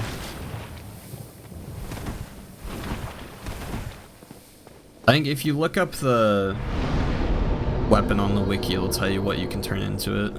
The only boss weapons I ever make are Quelaag sword with because I know that one takes a curved sword like the falchion or the scimitar, and then I make Artorias' sword, one of like the 3 different versions. But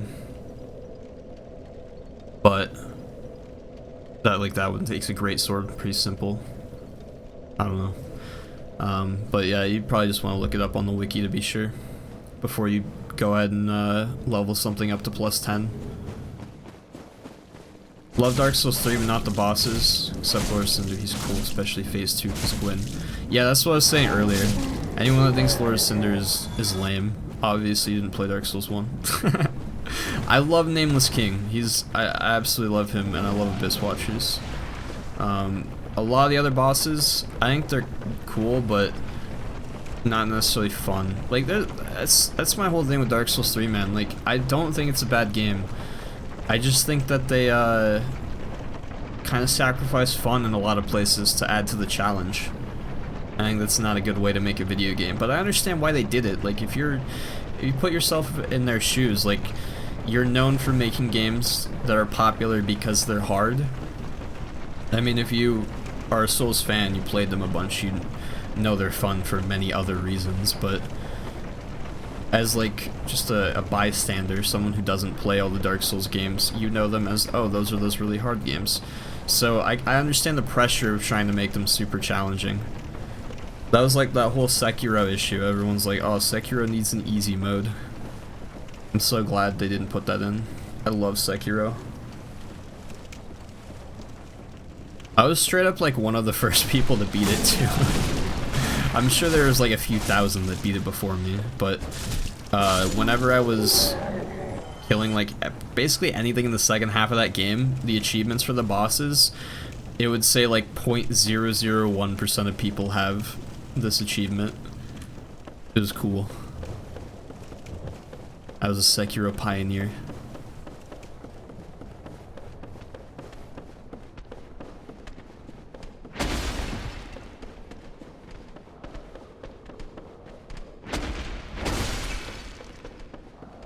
Nameless King annihilated me my first time facing him though. That was tough. That was probably the hardest boss fight I had done up until then. To this day though, still the longest I've taken to kill a boss was the final boss of Sekiro. I think it took me like 8 hours to kill him.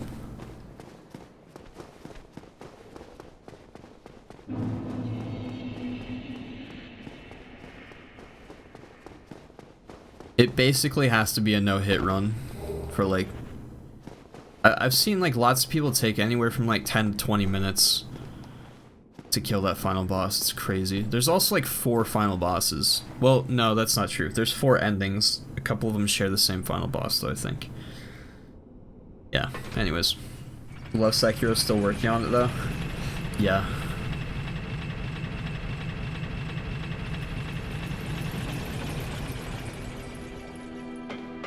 I do kind of understand what, no, I totally understand why they didn't add co-op to that game, but it would be fun. Made the mistake of playing it like Souls. When I learned not to, I did better. Also still have yet to beat Nameless. Oh dude, Nameless is so good. Yeah, no, the Sekiro, that's a real thing. Like people play Souls either by blocking or dodging, and neither of those things are viable in Sekiro. It's all about those deflections. It's so satisfying to play though, because like when you get good at it, you just kind of start to recognize everything as just like a rhythm. You memorize enemy attack patterns just by doing, or just by memorizing like the rhythm at which they attack, and then also just how visceral it is when you get like the critical on someone when you deplete their posture bar. It's so satisfying. Just lost 50,000 souls. Oof, I can feel the pain behind that smiley face. I have heard of the guy that did Soulsborne no hit. That I didn't watch the video, but I watch Lobos Jr. all the time. I'm sure if you like no hit runs, you've heard of him. Just does a ton of challenge runs. But I've seen so many challenge runs from him that nothing really surprises me anymore. If you haven't, you should check out him doing Dark Souls 1 with the Limbo mod. That's probably the craziest challenge run I've seen.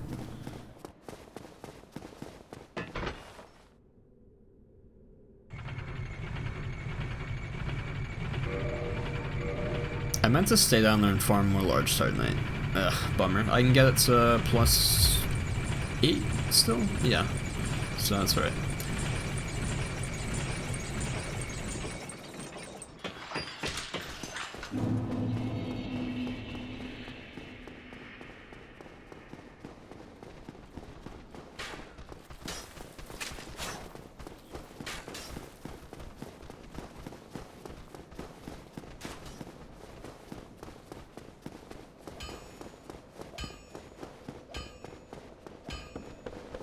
I wonder if it'd even be worth getting or upgrading the Falchion. Well, yeah, it definitely would be, because we're gonna have to farm the Balder Knights for a bit, I assume.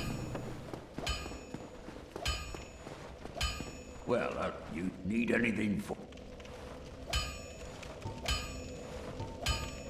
Okay. What are we doing here? I'll be saying, Beak. Oh, I remember now. Completely blanked for a second. Reinforced weapon. Oh, we're completely out of regular Titanite. Bummer.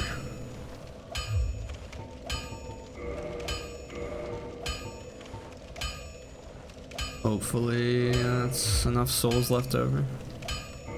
Got some we can pop to, I guess, so should be fine.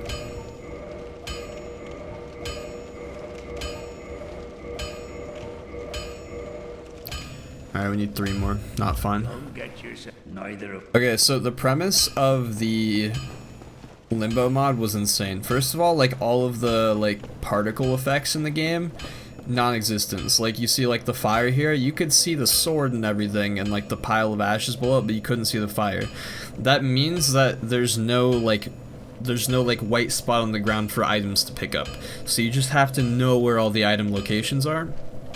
And then the reason it's called Limbo is because basically anything that has like geometry, like this bridge here, it's jet black completely. No textures, no nothing. There's no textures in the whole playthrough. It's all just completely black. All you can see is the geometry, and everything that's not that doesn't have geometry, doesn't have like you know, a solid body, is completely white. So it's super hard to see. Like if you're looking down like this right here, I can't see like any skybox right now, so the whole screen would be completely black. So you kind of always have to pan your camera up, and all you can ever see is the outlines of things. It's absolutely insane. So watching him like try to find weapons on the ground was really interesting. I should pop some more souls and level up this Falchion more actually. How many do we have?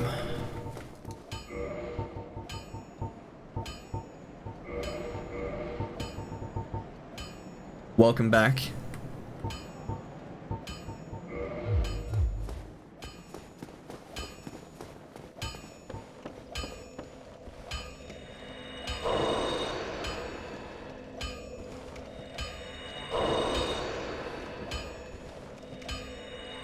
Alright, that should be plenty.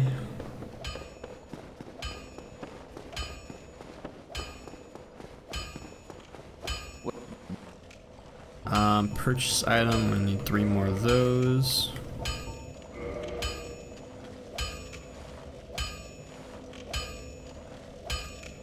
Play Dark Souls 1 with the numpad? You mad lad.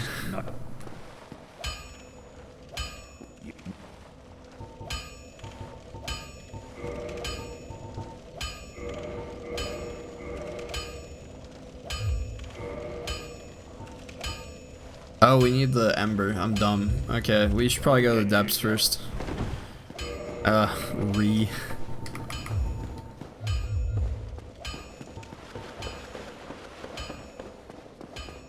We'll kindle that while we're here, in case we lose this humanity later on. I'm coming for you, Sense Fortress. I'm gonna get my Baldur's Side sword. Mark my words.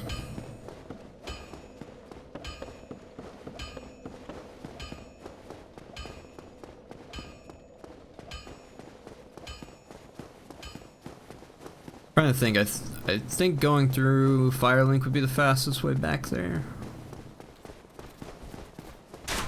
Maybe.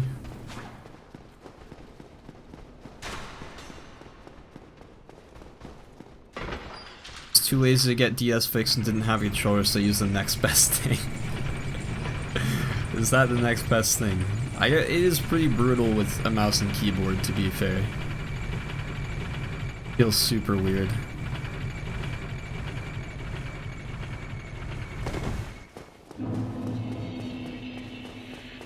Console gang though. I don't play enough on PC to like ever try modding it. I don't know, I learned my lesson modding Minecraft when I was little. If you value your computer's life, don't do mods. I'm sure it's fine if you know what you're doing. 8-year-old me didn't.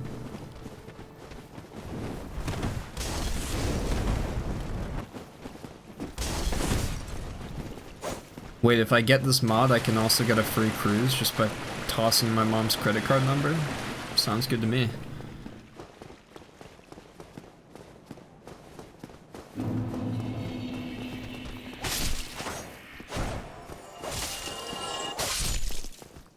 Didn't even stagger there a little bit.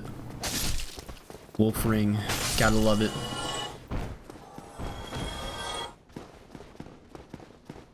On the real, one ring that they have never added into Dark Souls, and I'll never understand why, is a ring that makes it so when you are blocking with a weapon instead of a shield, it blocks like as much damage as you would normally do a shield. Like, if you don't know what I mean, damage reduction on this faction if I'm blocking 45% physical.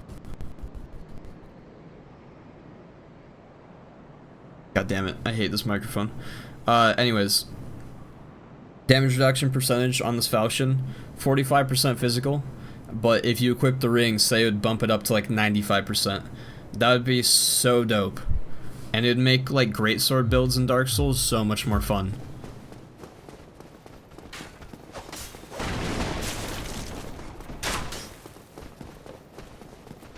Oh wait, we should climb this ladder.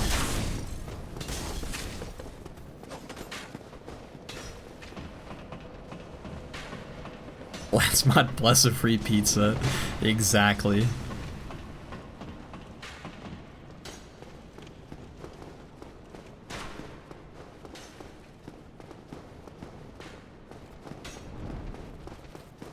This might kill me. No, we're fine. Okay. I just looked at my health and I was like, confidence is decreasing.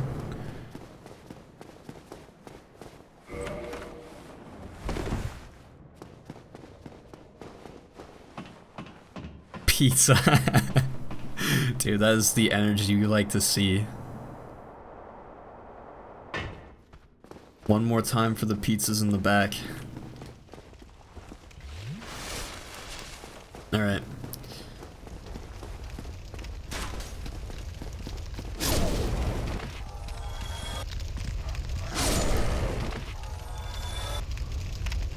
That's how we kill Dark Souls dogs. I see you back there.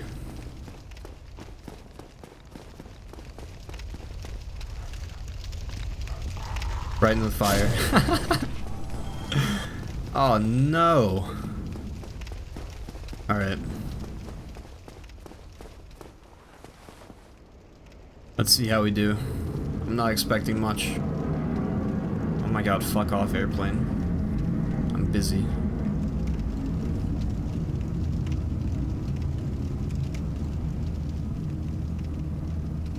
Best kind of pizza go? Oh, dude. Honestly, people sleep on taco pizza. Like a lot. Taco pizza absolutely slaps. Is that him? Really? The crossbow guy up there just shot me? Is that really how it be? Dude, I see you though. Like, I don't know why you're running, I just saw you.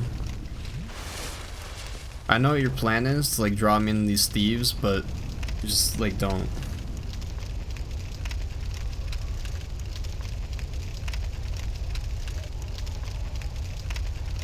Yeah, other than taco pizza though, I'm kind of a purist. Just like pepperoni, sausage, cheese, or any combination of the three.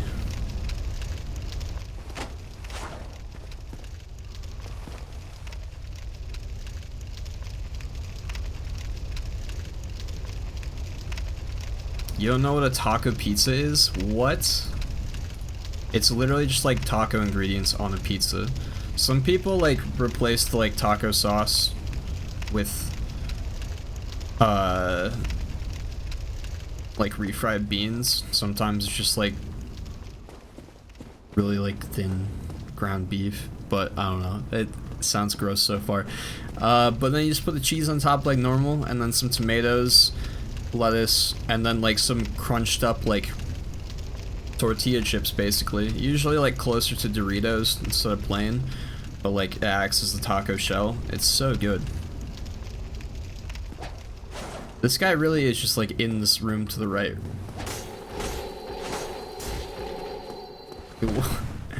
Oh, I forgot phantoms can't heal in this one.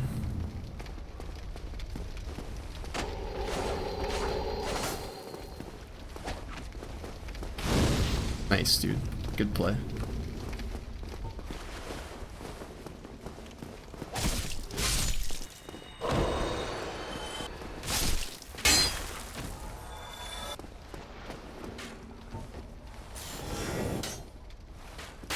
Oh, yep. Okay. R.I.P. Gotta love the Twink gang. Ah, dude, you're so good at this game. It's crazy. Taco pizza is the best. Thank you, a fellow man of culture. I don't actually know if you're a man or not, but that's the saying, so don't be mad. You can only find in Italy? I bet it's incredible then. I need to go to Italy just for the pizza.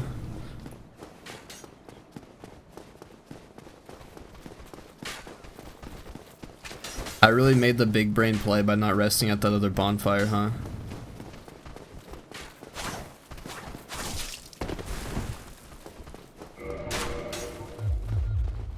Oh boy.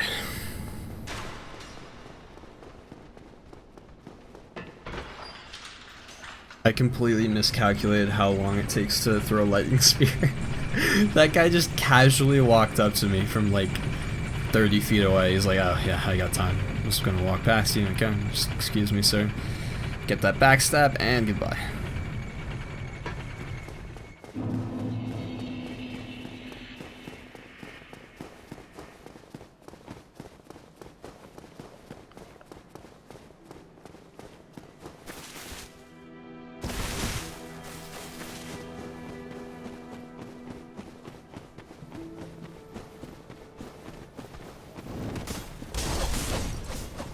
I'm kind of surprised we got invaded there. It's a weird place for someone to be doing invasions, I feel like. It's so close to the boss fog, like just where lower Undeadburg starts and where the boss fight is. I feel like most people would just run straight through, enter the boss fight, which sends the invader home. I don't know.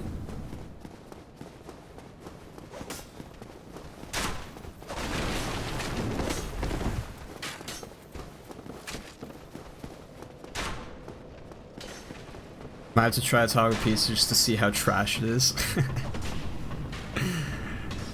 Should get right of kindling right away, might help me. Yeah, I mean, I'm not even really going through all my Estus most of the time anyways. At least if I kindle. I'm gonna have to go down there soon anyways though to get the Dark Moon Seance ring. We'll grab it then.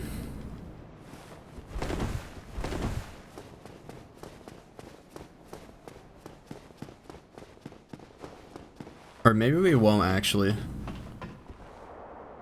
Yeah, I'm probably just gonna have to end up fighting Ornstein Smough without Sunlight Blade, because if I get Dark Moon Seance Ring to come back and fight Gwendolyn, I'm not even gonna have the... what's it called? The Lord Vessel yet, so I won't be able to warp out of the catacombs. Ow. Fire was for the dog, not me. Okay.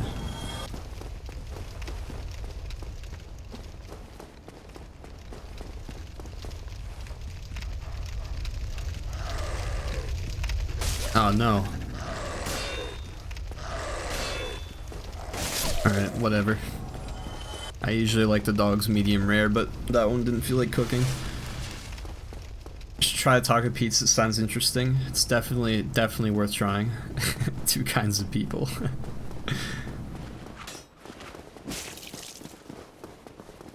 Go away, thief man. I don't know why I just decided I was running through this area. It's kind of a stupid decision. Iframes?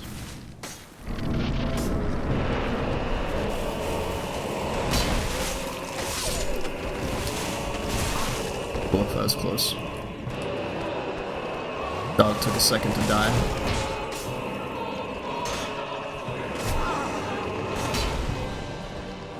Well, if you insist.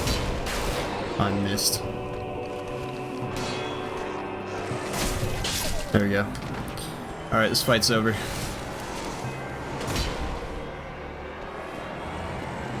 You gonna go back to the stairs or what?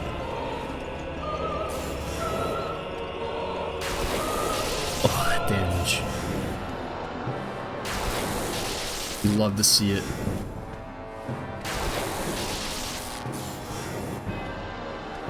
GG. Is the dragon killable? He is, but I promise trying to kill him is going to be a bigger pain in the ass than him breathing fire on you ever will be.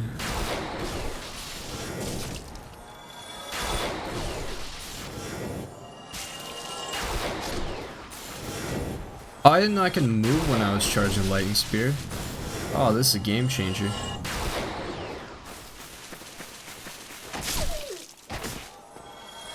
Oh, I'm all out. You're getting the sword then. Actually, no, you're not. Let's just leave. I don't need to kill you. Yeah, there's like no special way to kill that dragon though. You just kind of have to make him come down to the bridge and then fight him one-on-one. And he does a lot of damage. And he likes to fly up and breathe fire, and that hurts a lot. It's a bad time.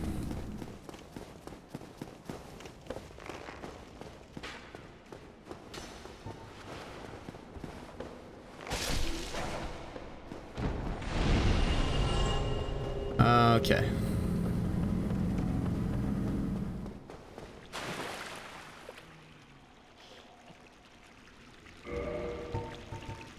Let's grab one of these. Why not?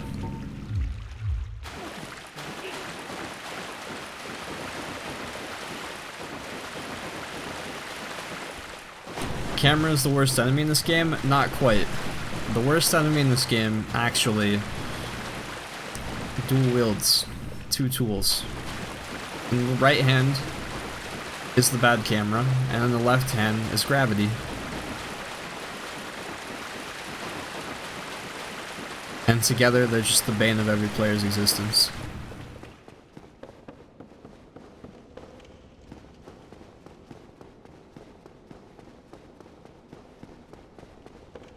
And sometimes he just headbutts you to remind you don't have enough poise.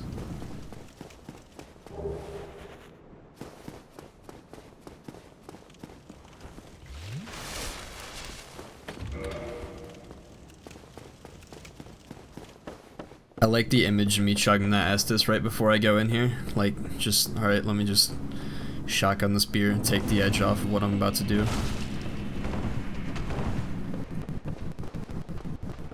Excuse me, boys. We might as well fight these things.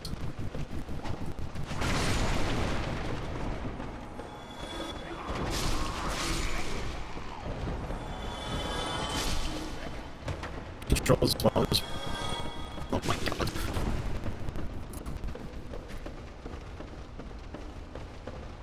My mic is just having none of my shit today.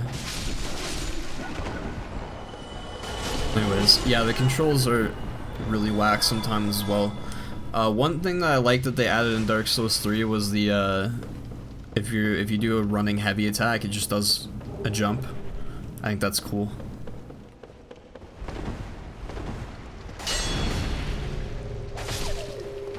Oh, you know I'm here. That's strange.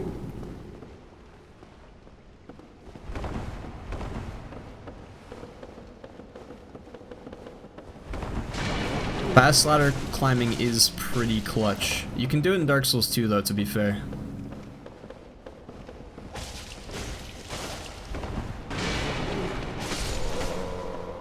I love the falchion in this game so much.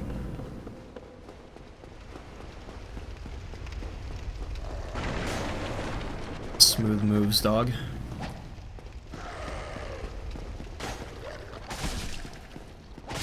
Okay. Grab ourselves that young ember, and then we might as well fight the gaping dragon. Why not? 3 souls.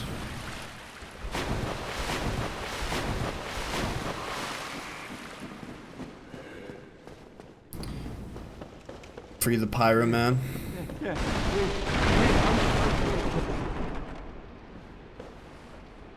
Welcome back, Eliana.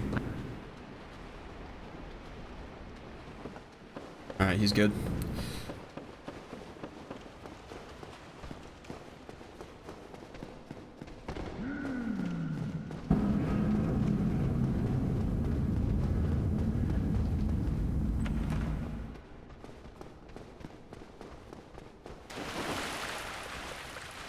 Do we go for it? Nah. Wait, did I fight the butcher? My mind's actually blanking right now. Did I just run by it? Hold on. I have to know for sure. I did. What? How did I do that? I didn't know you couldn't go through that door though. That's interesting. Ah, see, lock on, dude. Directional rolling when you're locked on is just horrid in this game.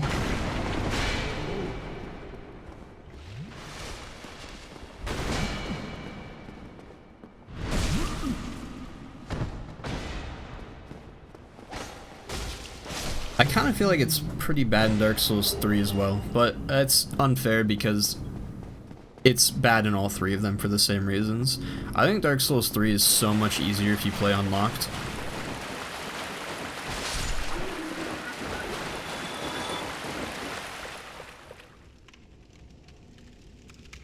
Saying the hand is possible, but two-handed is possible? Oh no, two-handed is fine. What did I say? Two-handed. I thought you were talking about the dragon on the bridge. Oh, when I was making the joke about like dual wielding. No, two-handed's fine. Two-handed's good even. It increases your strength level like invisibly by I think 50%. Favorite boss in Dark Souls 1? Artorias, if you count the DLC. If not, then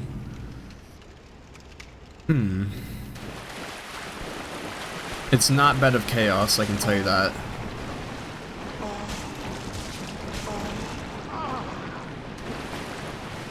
Probably want to see in Smo, to be honest.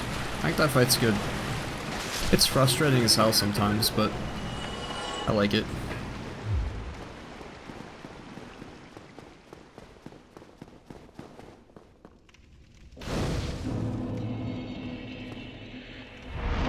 If you include the DLC though, like, all my top 3 favorite fights from Dark Souls 1 are in the DLC. I just give it to Artorias, Calamite, and Manus.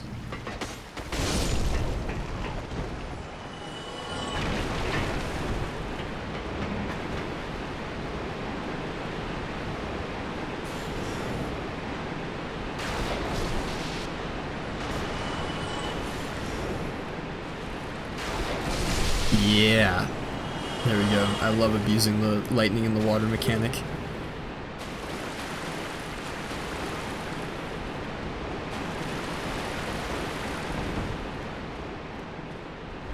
I know you're in there. Damn you. Always gets the best of me.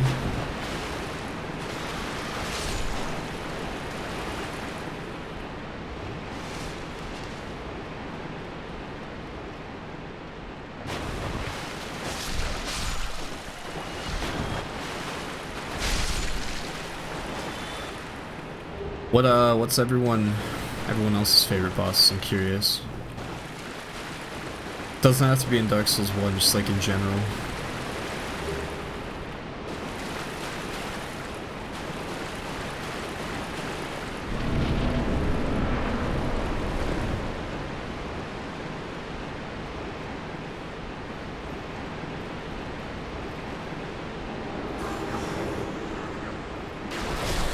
Oh, one shots were nice.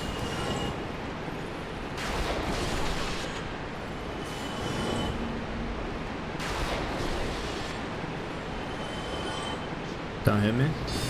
Bounced off the railing, that's what we like to see. Dude, I love lightning spears. Oh my god. I just wish I could get great lightning spear. Will this work? No. Oh, the rats are in the other ones.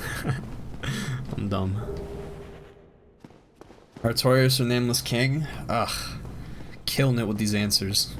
Those are definitely my two favorite bosses. What's your favorite FromSoft boss? Say mine's Champion Gundyr. Champion Gundyr is cool, dude. Okay, there's some weird fights in Dark Souls 3 that people get mad about for some reason. Like Champion Gundyr, I've heard some people say, oh, it's so lame, they just reuse the first boss, it's so lazy. But it's a completely different deal when he's all like amped up, and I think it's really cool. I love fights that feel like a one-on-one duel against, instead of you against a giant monster. That's why I like Artorias so much. Champion Gundyr is definitely up there in that category. Nameless King for sure.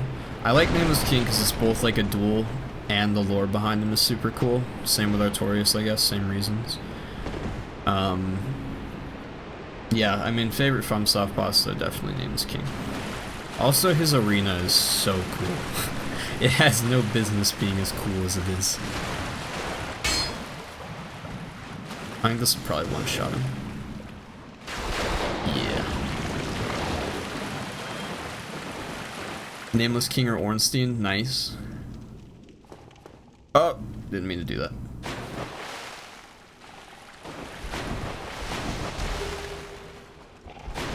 Dual wielding's not a good idea. Honestly, I don't think in Dark Souls 1 it is, to be fair. But, Dark Souls... Oh boy. Don't petrify me, please. Completely forgot how to get out of here. This way? This is where Kirk invades down here, right?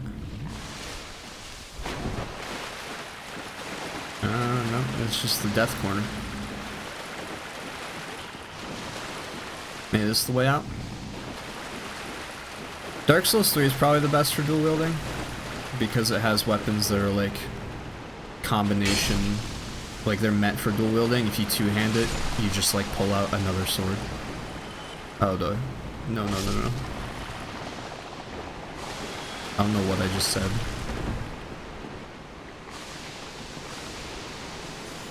Oh, no. Oh god, this is so bad.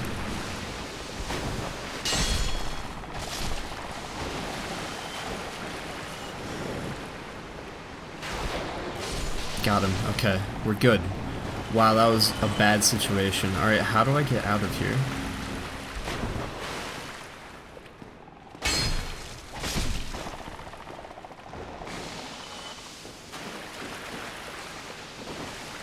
Favorite boss ever?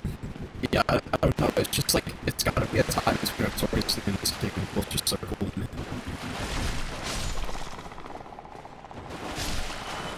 I think Nameless King probably takes it just like for the fun factor.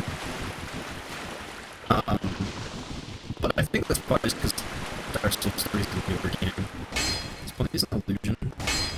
Dude, I'm so lost. I never felt down here.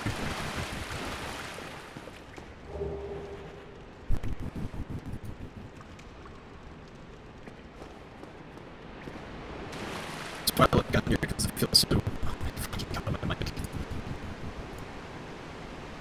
Alright, should be fine now. That's why I love Gundyr. Because it feels so real, plus the soundtrack is... Yeah, the soundtrack's a banger. I think Abyss Watchers has a fantastic soundtrack.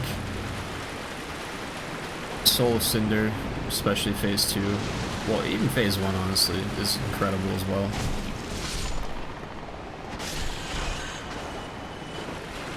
It was my second favorite. Nice. What the fuck? Why does this keep happening? Alright, hold on. I'm just gonna unplug my microphone real quick and see if that helps it.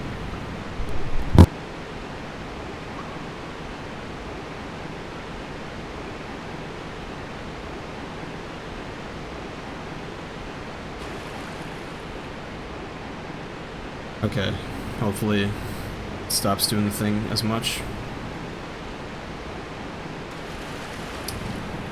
It's getting late. Hey, good night, man. Thanks for watching the stream for as long as you did. I appreciate it.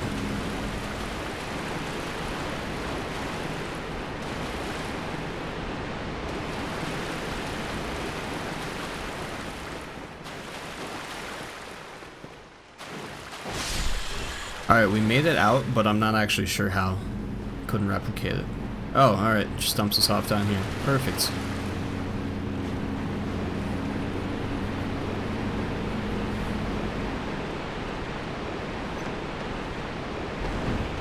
Also got a new subscriber, well thank you. Not fan to watch below their song, yeah. It is good. What the fuck, dude? My microphone is tweaking right now.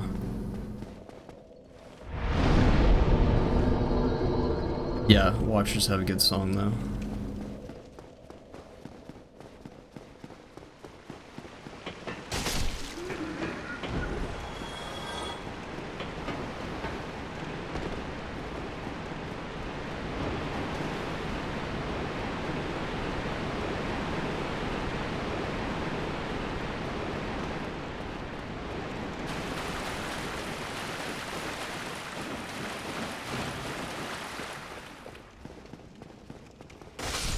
Mike's going crazy again. Yeah, it's so frustrating. I really don't know what to do.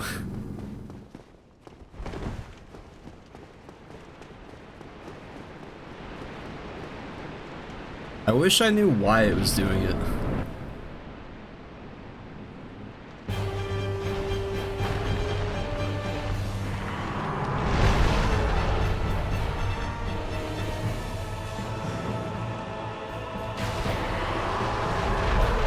A brand new microphone that, like, you know, would be an actual upgrade. Like, I'd like to upgrade my microphone at this point, because, you know, I had all of 0 subscribers when I bought this one, and I would love to, like, upgrade the quality, the production value of my videos and everything, but it's gonna cost a fair bit of money.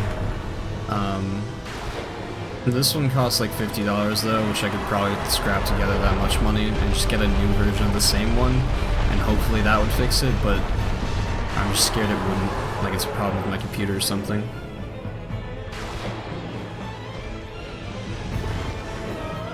I don't know for sure if it's a problem with the mic or the software. The thing is, like, I'm pressing a button on the recording software that well, no, actually that's not true. It's on, like, I'm trying to remember what it's called. It's just like this processing thing that changes the quality of my microphone. Just kind of optimizes the settings on it. But, if I click a button on that, like, literally, there's a drop-down menu where you just, like, select the input device. And I just select my microphone, obviously. If I just click that and just reselect my microphone, fixes it instantly. Like, I'm sure you've noticed, if you guys let me know that it's going weird, I can fix it instantaneously. But, at the same time, it happens, like, just once in a blue moon before I started using kind of processing program. I don't know what to call it, but still Holokirk won't show it. Yeah, I know, but I was trying to get my bearings. I usually don't fall down that little hole in the ground, and then I just kind of slide down the little ramp into the area right before the boss. But I completely forgot the layout of that lower area. It was just trying to find my way around it.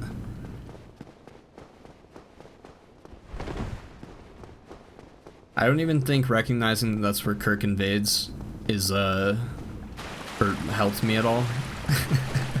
Like, I was just trying to comfort myself. Anyways, we got the large ember, got a whole bunch of souls. Let's go upgrade this bad boy to +8, I believe, is how far we can get it. Yeah. And then we can hit up Sun's Fortress, farm out that Baldur's Side sword. And everything's gonna be all fine and dandy. What kind of mic? Blue Snowball. Basically the cheapest microphone you can get.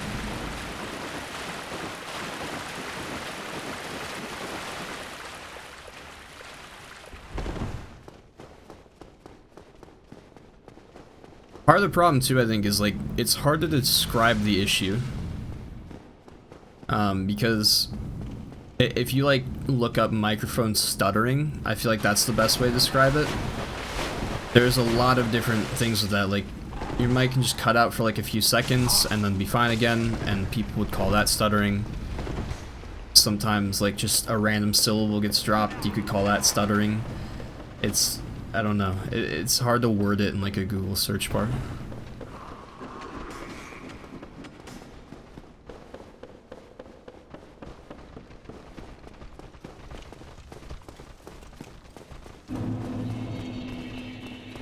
I've tried a fresh install on the program I used to, and that didn't do anything, unfortunately.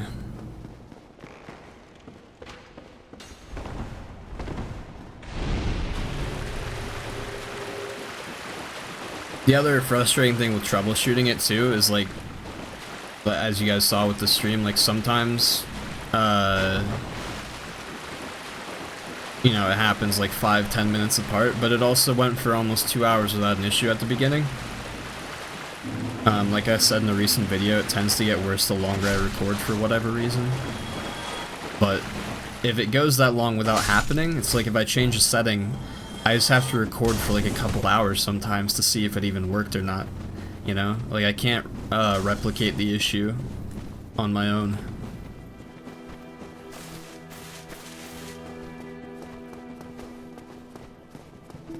Yeah, man, I mean, if you got it figured out, that'd be sick. But I don't know. I look into it a little bit every day. Hopefully we'll figure something out soon.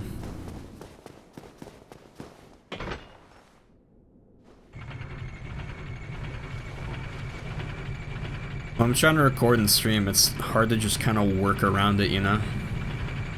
It's a pretty big issue.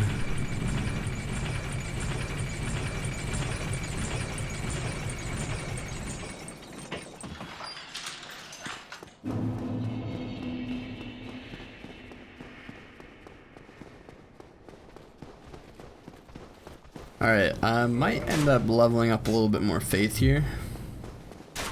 Buff those lightning spears up a bit. I'm fairly certain you don't even upgrade talismans in Dark Souls 1. Maybe I'm an idiot and that's completely wrong, but... let's rest there first of all. Jeez. Do not want to run from the depths again. No thank you.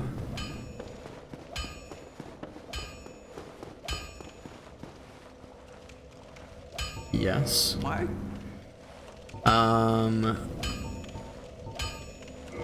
Reinforce that, or no, we need to modify now. 6, 7, 8. Don't get yourself.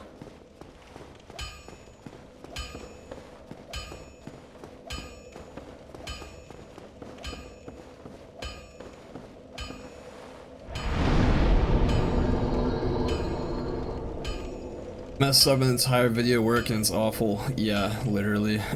Like, this is why I've been putting off streaming too. Like, I really wanted to try it, and you know, for a stream I gotta have it recording for a very, very long period of time. And see, like right now I have just like a TV that I have my Xbox hooked up to, so that's how I see the game, and then like my computer monitor is next to it, or just nearby, so I can see the chat and everything. So like right now I just have a recording going of just my microphone on top of the stream in the background, so I can just watch the sound waves, because once it starts happening it's pretty obvious if you're looking at the sound waves that there's just like a gap in between them every half second. But if I stream anything from my PC, like I don't have a second monitor, so I can't like see that all the time because the game's always like full screen, you know? So like right now, like it's okay, I can deal with it. Anytime I look at chat I can see if it's messed up in the corner of my eye. But yeah, I don't know, it really gets in the way of wanting to stream more.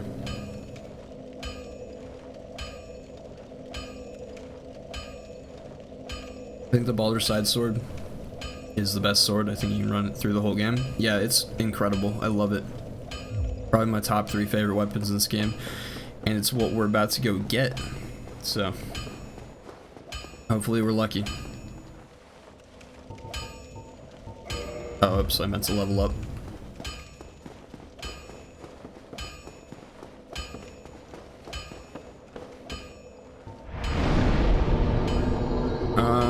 Let's bump that up a little bit, and that health and endurance are pretty low. And let's get it. Using OBS, yeah, streaming with one monitor is a struggle. Yeah, well, I'm using Streamlabs OBS. Same thing, really, but I used Streamlabs for like alerts and everything beforehand, so now it's integrated into their version of OBS. It made sense to make the switch.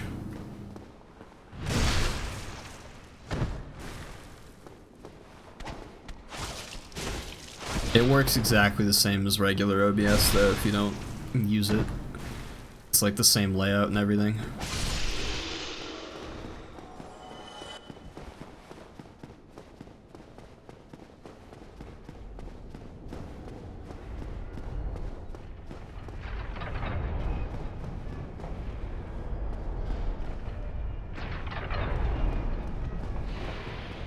Alright, let's dance, Snake Man.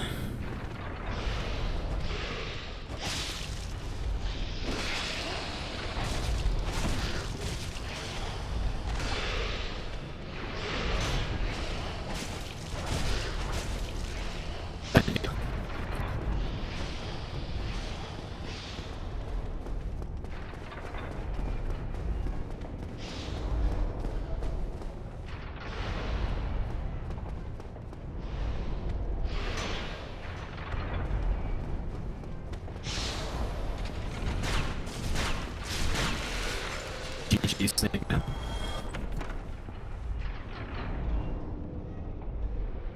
Fuck's sake.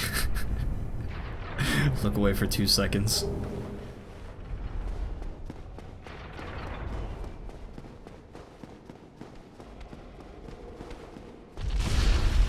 I completely forgot about the boulder for a second. That was almost pretty bad.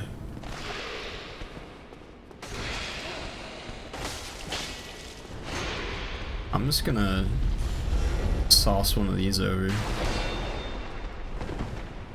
Oh, whoops, I have my shield out.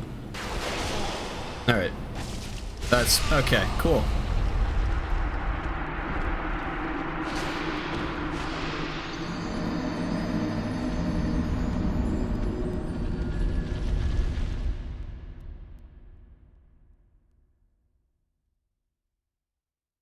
Get a 3.0 audio port? I actually haven't seen that solution yet. I haven't really looked up specifically Blue Snowball though either. Yeah, I'll look into that because that would definitely be cheaper than literally any other alternative.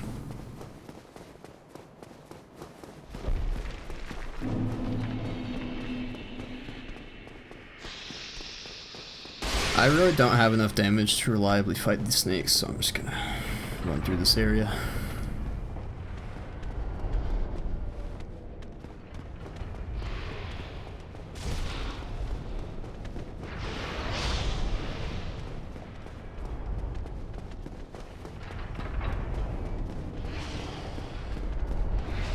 They're so weak to lightning too. It's so sad. Like, I'd be having such an easy time going through this whole game if I had something like that already.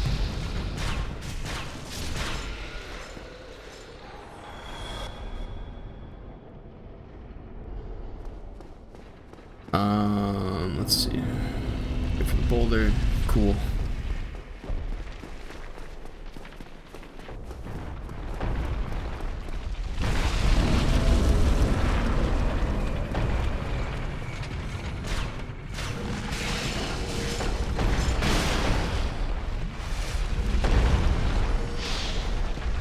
Oh wait, we need the gold ring. We gotta go down.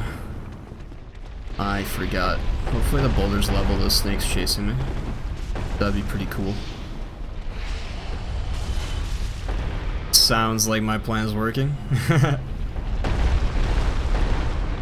Just gonna copy and paste the solution because it's kind of long. Actually, do it. Comment on my most recent video, so it's just there and I don't have to sift through the live stream later on. That'd be a lot easier for me.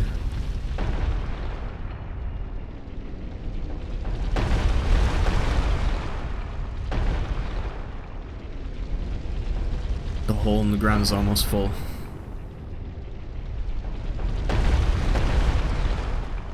One more. I am itching to get this sword.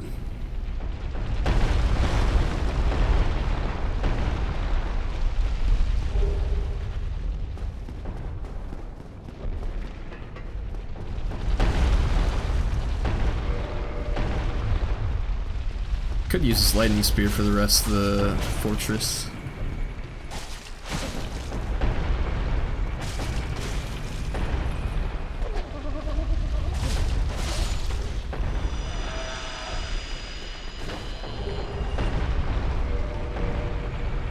Oh, no worries on the spam, man. You're just trying to help.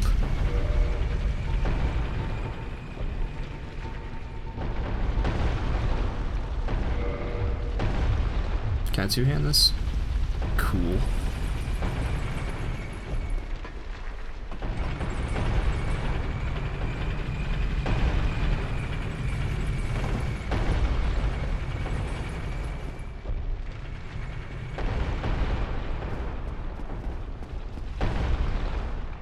Can anyone help you on seeing the Smo?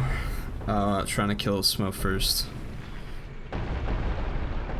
I would, but I'm actually not playing Dark Souls Remastered at the moment, unfortunately.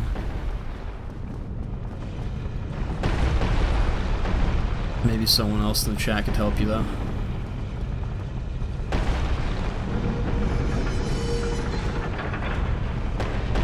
Alright, let's...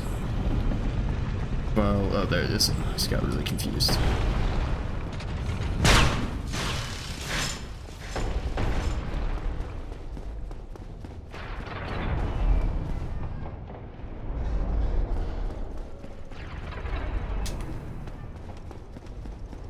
Alright, let's grab this large titan there real quick. Oh wow, you don't usually do that, do you?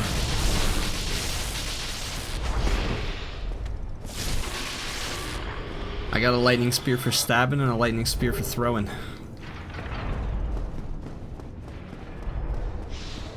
Man, this game doesn't sound like it's your first rodeo.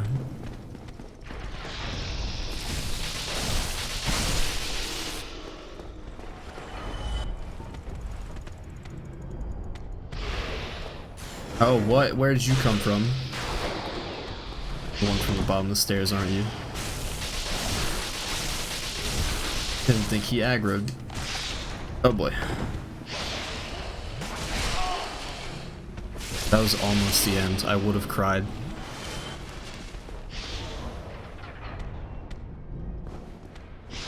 My lock-on just switched right behind me like that. That was jarring.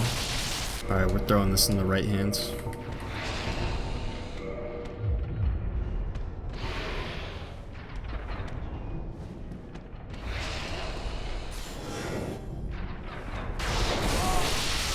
GG, Snake Man. And switch it back. I need to get an item box. I'm cluttered.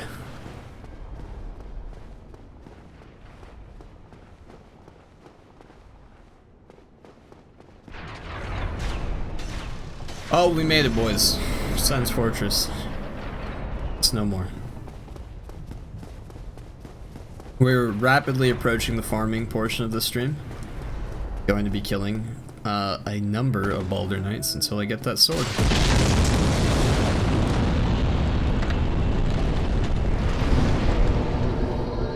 Let's go. This can't hurt to have a little bit more health. Why not?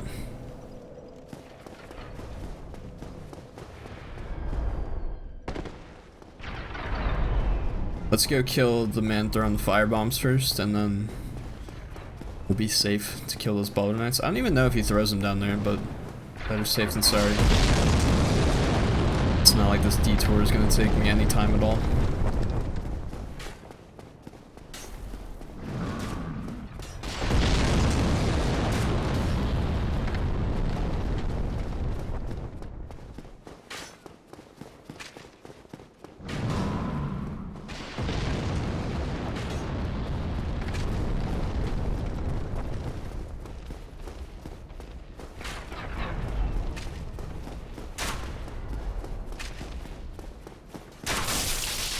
Are you still alive?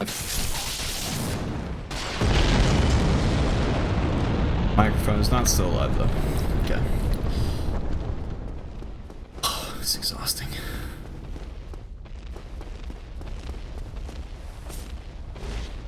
Two whiffs in a row. Oh boy.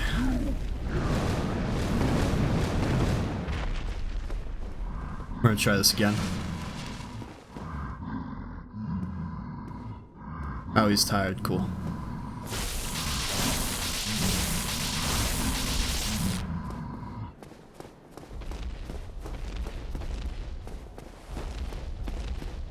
Stop. Thank you.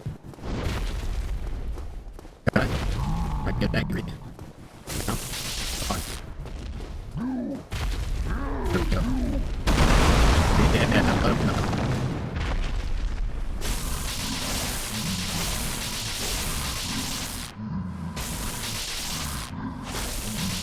It's actually ridiculous how much my mic is breaking right now.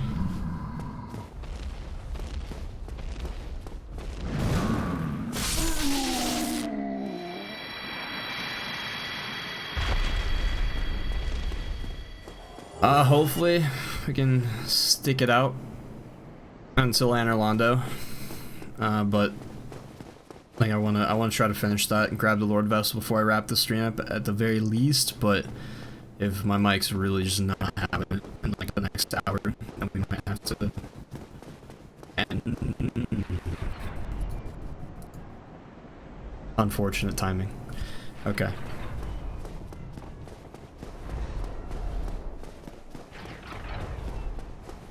Yeah, we're just gonna farm for this Baldur sword for a bit and chat and just hope. Do you have the rapier or the side sword? You have the rapier. Wait, do you? No, that's the sword. Just slashed at me.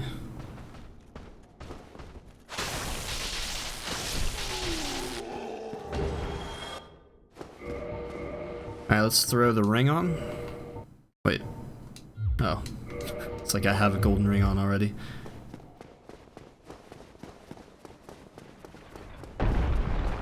Let's also grab this key real quick.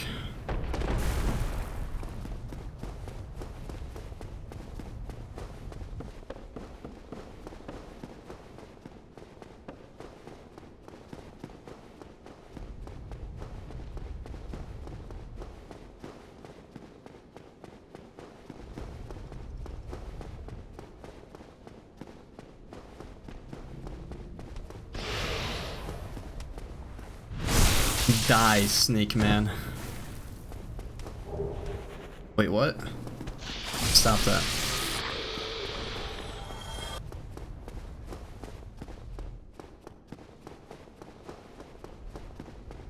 More faith, true. Oh my god. Dude. Hold on, I'm gonna... Here, let's try this. I'm gonna restart this, Yeah, I actually tried the USB thing as well. I'm gonna restart the program real quick. My mic's just gonna be muted for like 30 seconds or something. Just give me 1 second.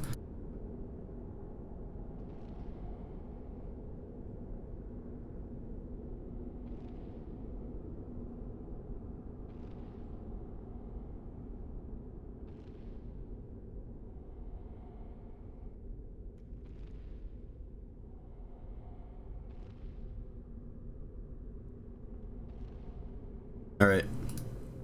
Hopefully that helps temporarily. Oh boy.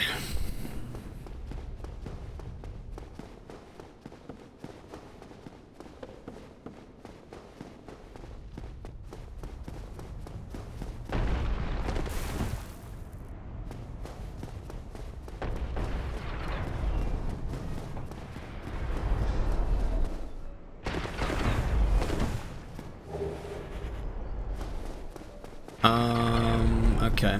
Would it be worth... How much humanity do we have? Quite a bit.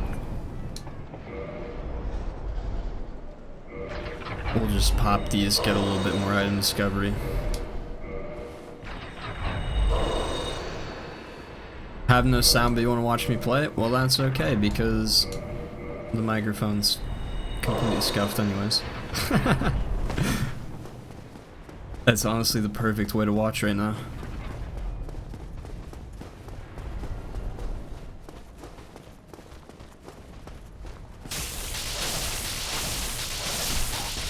Other side sword. It's worth a shot. Is this guy also? Yeah, he has a sword as well.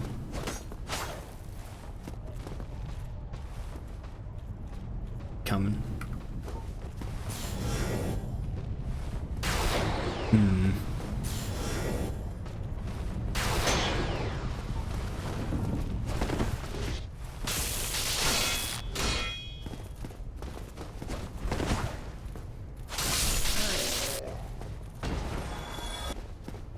Oh yeah, Lothric and Lorien are pretty obnoxious.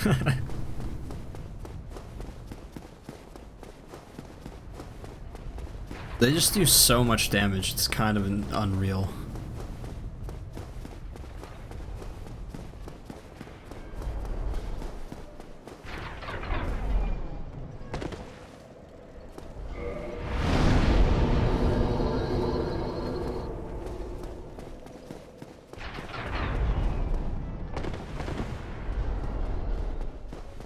I really hope we're not here for long. There are things I'd rather be doing than farming the Baldur's Side sword.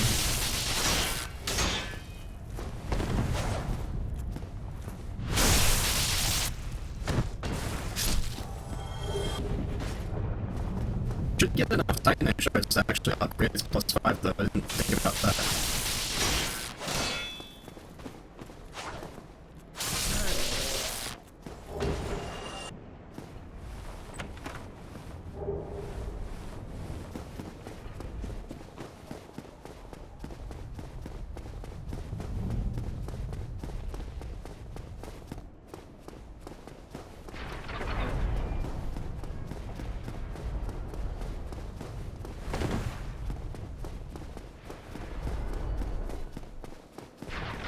I feel like this is one of like two. Oh my god. Baldur's Side Sword is like one of like two things in this game that you ever have to farm. Maybe three if you count humanity. I feel like everyone always asks me in my comments on random videos like, how do you farm humanity? I feel like I never run out. But this and Sunlight Metals, brutal grinds.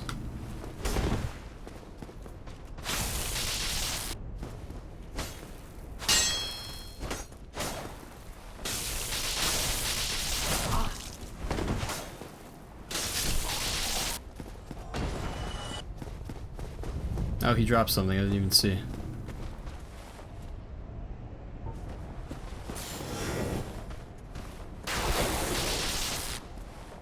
have enough stats for that. Wow, that is a long cooldown. Okay, won't be making that mistake again. Don't do that. If this guy dropped me the sword, I'll be so happy. Ugh. Always on the brink of running out? Really? Okay, so I pretty much always kindle the bonfire before on Ornstein Smough. I kindle the one before Sen's Fortress by the blacksmith. And then I kindle like a couple other ones if I feel like it later in the game. By like the great soul bosses. But other than that, I don't really use it for kindling. And the only real NPC summons I take are sometimes Tarkus, but realistically only Witch Beatrice for the Moonlight Butterfly.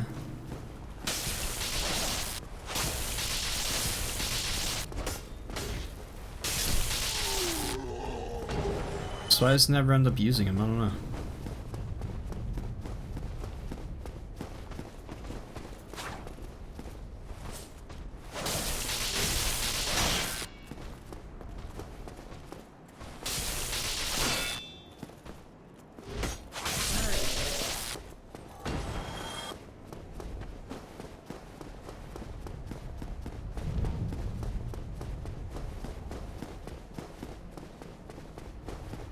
I really wish there was a better way to get this sword. I would do it. Even if it costs like 50,000 souls, I'd take it.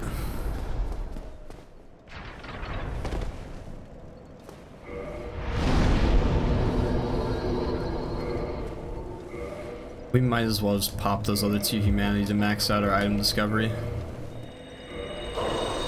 Still leaves us with 15 of them. 410 item discovery, let's get it.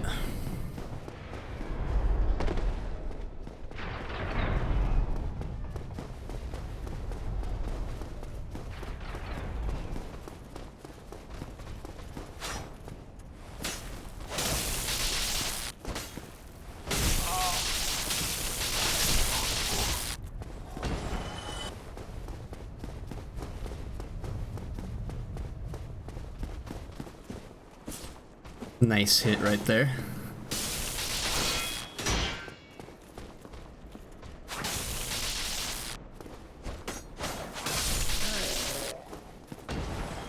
Nothing.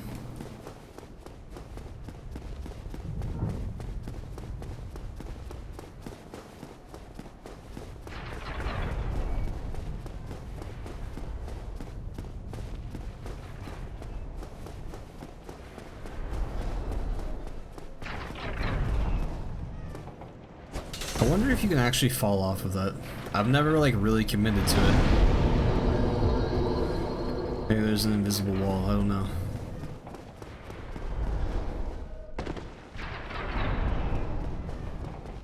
We need to get the Mythbusters on this.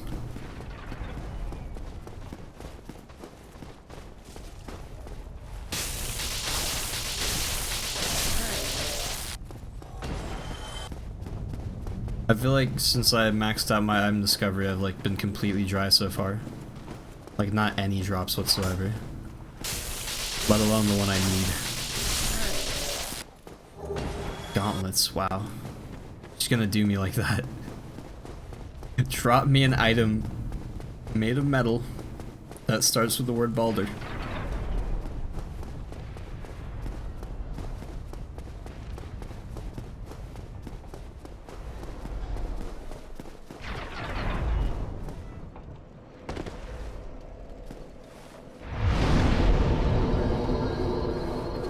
Getting a decent amount of souls too, actually. This isn't all bad. It's pretty bad though.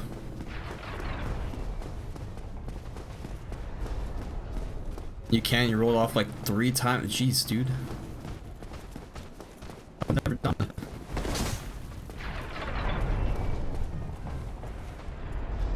My microphone sucks. Okay, it's better now.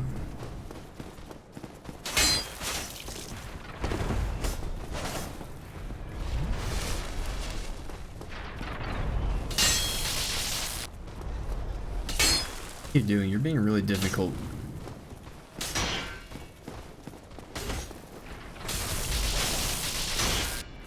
Down. How long do I think the stream will be? If my microphone is behaving itself like a little bit, I'm probably just gonna go through Ornstein and Smo and then wrap it up. I just like, it's getting worse and cutting out more often now. So, like, I don't want the recording to just be completely worthless, you know?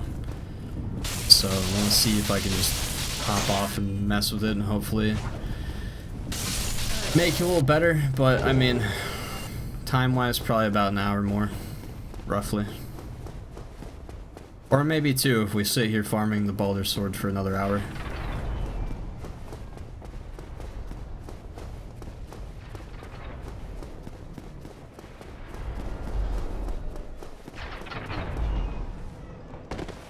By the way, I guess this would be as good a time as any to bring it up, if you guys enjoy. I guess my mic didn't want me bringing up that topic. If you guys enjoy my streams, I'm probably going to be starting to stream on Mixer once I finish up this Dark Souls series and start streaming some other games. I've been on Twitch up until this point, but I've always kind of, like, Mixer's so much smaller, it'd be way easier to actually, like, grow on there.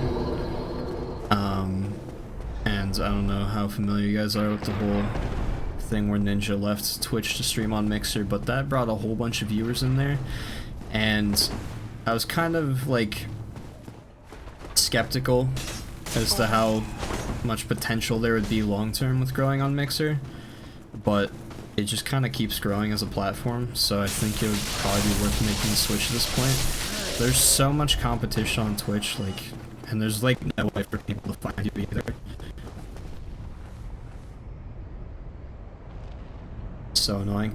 There's no way for people to find you, whereas like Mixer has an option where it's just like, it's like up and coming or something, I think the option's called.